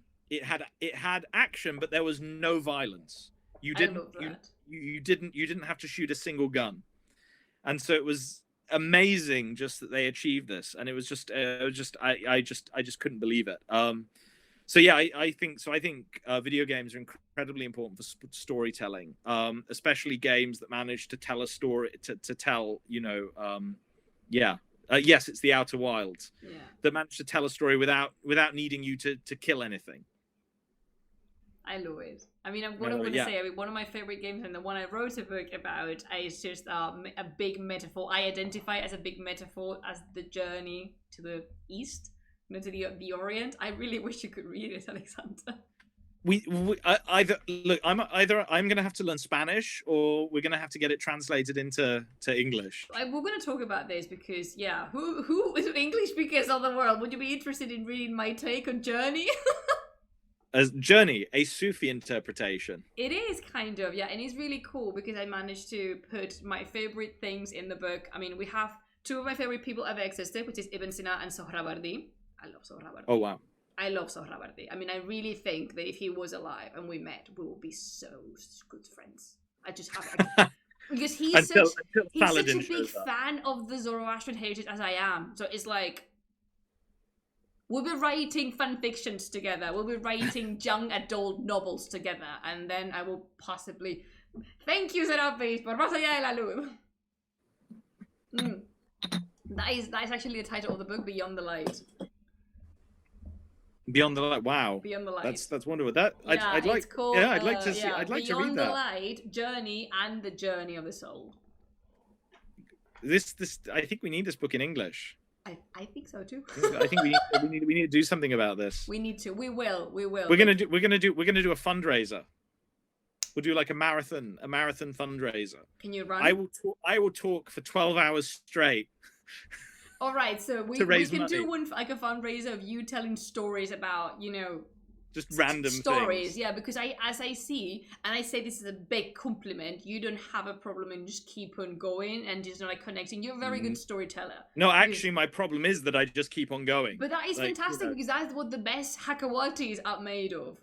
So. I think if did I pronounce the word properly? Is it Hakawati? Well, there is a good chance I would be a Hakawati. I use the word properly, right? This is like the one Arabic word I remember. I don't think we do. At least not that I know of. Do you know? I don't think so. I think we do. We do? Do we not?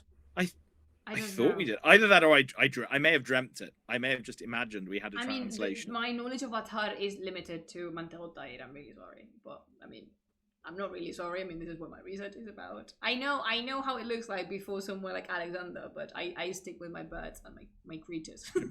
We are losing it, but I think Plumas has to do the Twitch comments, Pichu. But I'll play. Do you know what I'll do? I'll play the Outer Wilds and I will cry while playing it. I'll just To be fair, not now because things are going crazy at the minute. But maybe for the future we can arrange somehow that having me playing and me mute and Alexander as a voice in the background, say like as I'm just narrating. Yes, it would be such an interesting experience.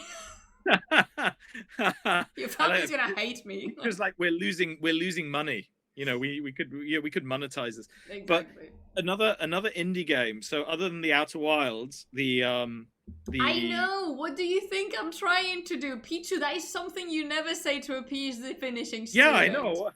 That's cold. It's really cold. It is. Like I am trying my best. It's the Cruel Angels thesis.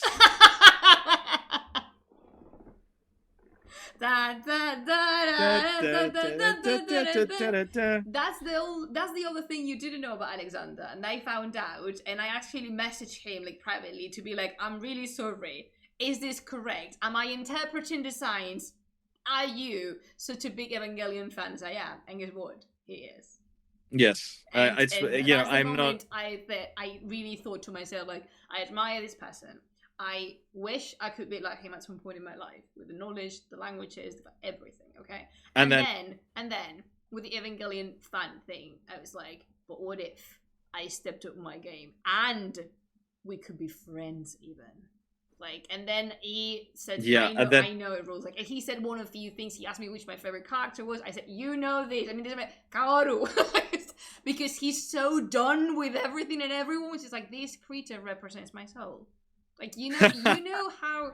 Not spoilers here because I know it's spoilers, but at some point in the third Rebuild film, Kaoru gets a little bit mad that nothing is like, everything's very obscure and very like convoluted and everything's secret, and Kaoru for me steps up and like, you know what, I'm ending this, I'm just so done. That's just that, I wish I was like him at that point, being like, he's remarkably chill to say he's lived like, he's like, you know, stuck in a cyclical loop of apocalypses, and he's just very relaxed about the whole thing. Yeah, until this point they're like, oh my god, I can't with this anymore. I'm just like, let's speed the process up because I'm like, it's like I'm late for yoga. Let's finish this. Yeah, we need to end this. Like we scheduled a fourth impact. Yeah, exactly. So like, dude, I am late for my baking class or something, and we're here. Asking about the nature of humanity, like no. So you know, Plumas had all this respect for me. She thought I was this very serious researcher that that. But you are. So, and then she found out, you know, that I like Evangelion. Just like all that respect just went. It plummeted. Like, it plummeted. Yeah, he's an Evangelion fanboy. So yeah, no, but I do. So I really enjoyed Evangelion.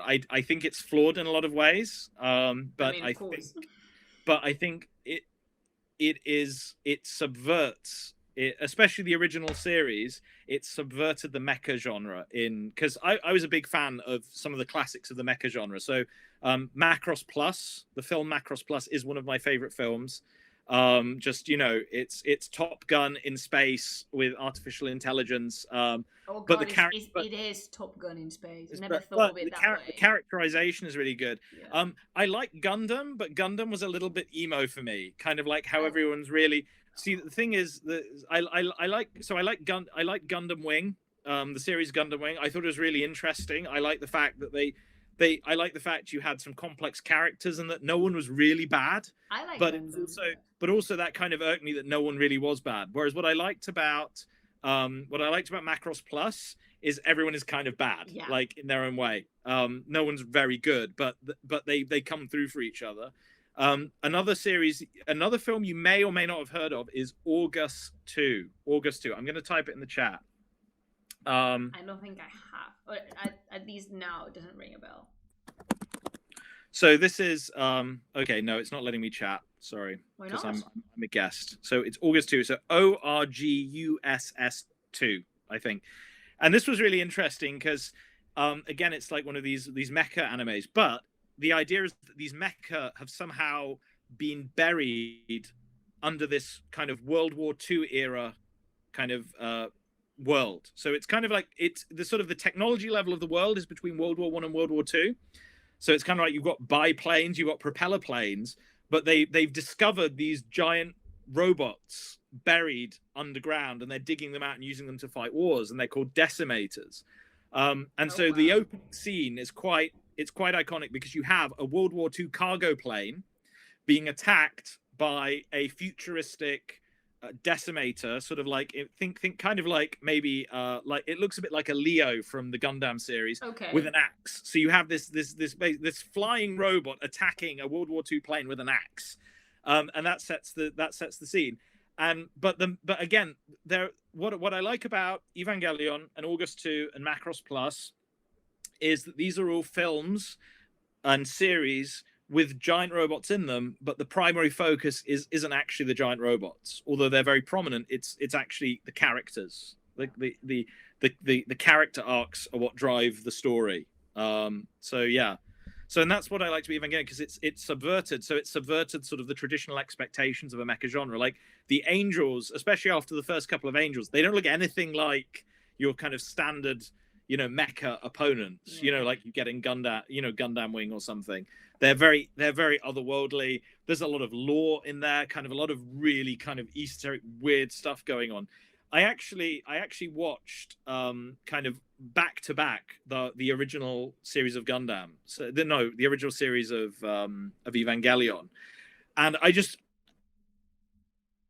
I was actually really puzzled.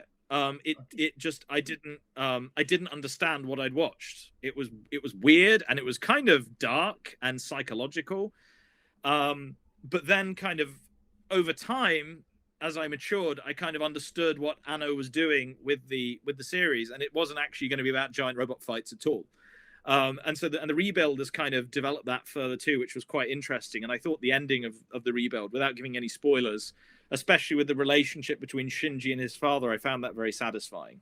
I think, I mean, we did a whole podcast about, I think I told you we did this coping podcast after we saw the finale. It's in Spanish though, and I think I'm always gonna describe it like as correct, as in like okay, like it's just like it had to, and But that's the whole theme of the last step. That's the whole theme of the last film, though. The fact I always say that if people come after saying like, oh, Evangelion the worst mecha anime I've ever watched, is like, all right, so you didn't understand Evangelion, because Evangelion looks like a mecha anime, but it's not. It's not. It's really, which doesn't mean. I mean, that's, I think one of the beautiful things about having favorites and being an intelligent person is that you can see the flaws of it, and I do not intend to give the message of like, oh no, Evangelion is perfect. It's not perfect, but it's my favorite series. Yeah. Like, I mean, just to point at one of the things I found problematic, the fan service was just definitely unnecessary. But I couldn't tell with Anno. I can't tell. You can never tell whether he's trying to make a point with that as well. Like, is he trying to say that you're supposed to find this a bit weird? It's really strange. So for my last question of the I know we've been enjoying Alexander a lot. Don't worry, he will come back. Board games. Oh my god, I didn't realize you guys were board game fans. Yes, Scythe is amazing. Seven Wonders. Blah blah blah. Okay. Oh, I am the undefeated queen of Seven Wonders. Oh really? Yes. Well, my Mongol horseman and I will have to see about that. I was warming the seats for you. Yeah. So, what is your favorite game? Well, I mean, The Outer Wilds is kind of is up there. Recently, I mean, I don't know if I've got a favorite, but recently I played one that was really good. It was called Paradise Killer. Don't know that. You haven't seen it? Okay, so it was on the Switch, but I think you can get it on Steam as well. I have a Switch. It's a detective. It's like a sort of a detective game. Okay, I like that. But the setting it's set. How do I explain this? The setting is it's kind of a very Evangelion setting, because there's lots of lore and stuff that is never fully explained. So it's kind of like, imagine it's got Cthulhu kind of elements in there. Oh god. So there's basically an island, right?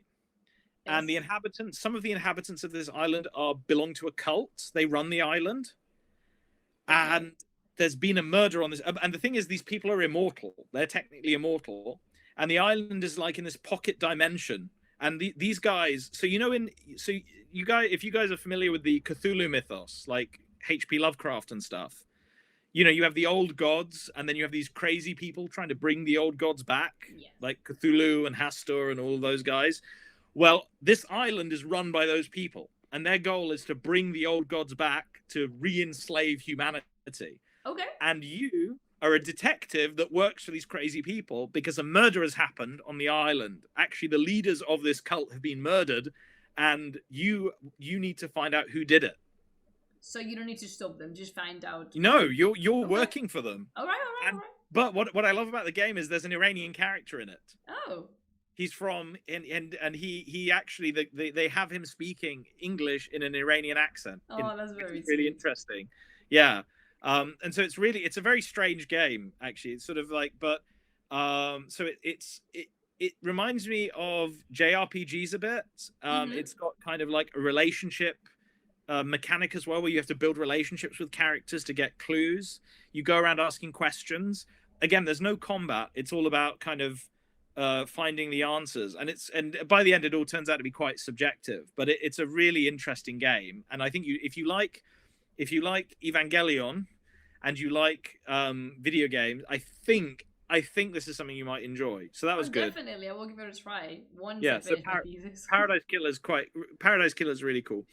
Hades, obviously. I love Hades. I love Hades. I think we need the Shahnameh or something in. Thank you. Yeah, like a Hades game. And I think you should be able to play Godot Farid. Oh, yes, please. Yes. Yeah, I think so. Yeah. So those are two of the games. I don't get much time to play games. But those so the Outer Wilds, Hades, and Paradise Killer are some of my favorites that I've been playing. Noted. No, no. But I know you don't want him to leave. I don't want either. But I'm not stealing anyone's time more. Again, please, a round of tea glasses on the chat to say goodbye. I know, Ross. I know. He will come back, I promise, after I retrieve my life also. Please, a big round of applause and a big round of tea in the chat for Alexander. Well, can I just say, I'd like to raise. Unfortunately, I've run out of tea. Me too. We've run out of tea. But we can pretend. We can pretend. I would like to raise a glass to Plumas, to Laura, for running such a wonderful, entertaining Twitch channel, for being such a great host, and thank you for having me on. It's been an absolute pleasure. But also to raise a glass to you guys in the chat, for being such a brilliant I told audience. you. I think I mentioned you that you were gonna love them because they are the best. Like, my community is one of the most beautiful communities. Okay, all right, Peach. There's nothing in here, but I'm gonna. There's nothing left. Why? Okay. It's because of the point channels. I will explain to you. Once you take over, you will have to say, "Oh Jesus."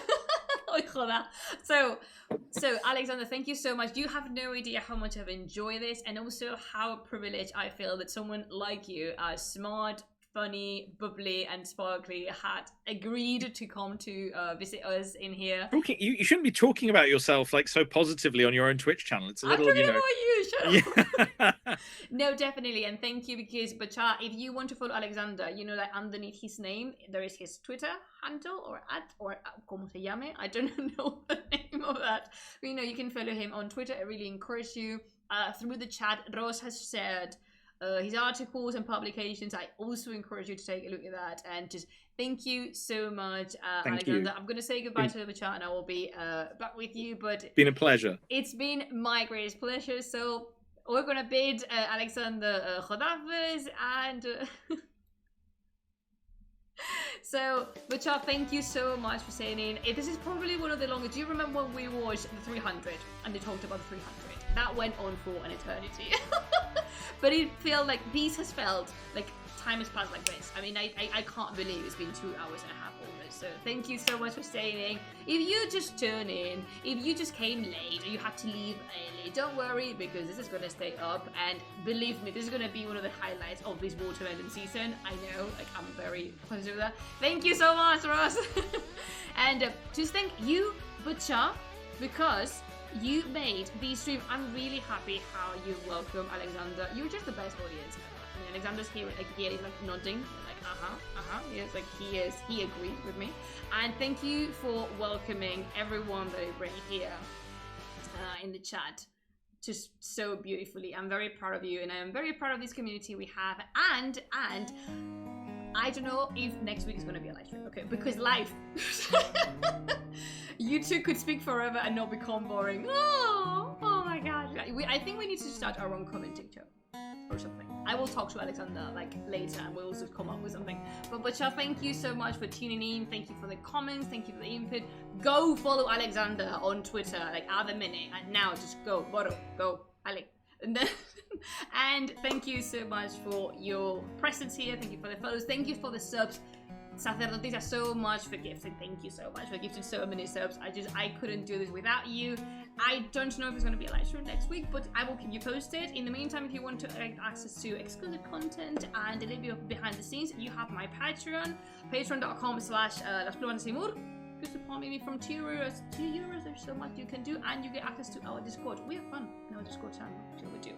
So thank you so much, Bacha, and just remember, as I always tell you, create, explore, and have loads of fun. Until I see you next time, I shall tell you, Khodafez!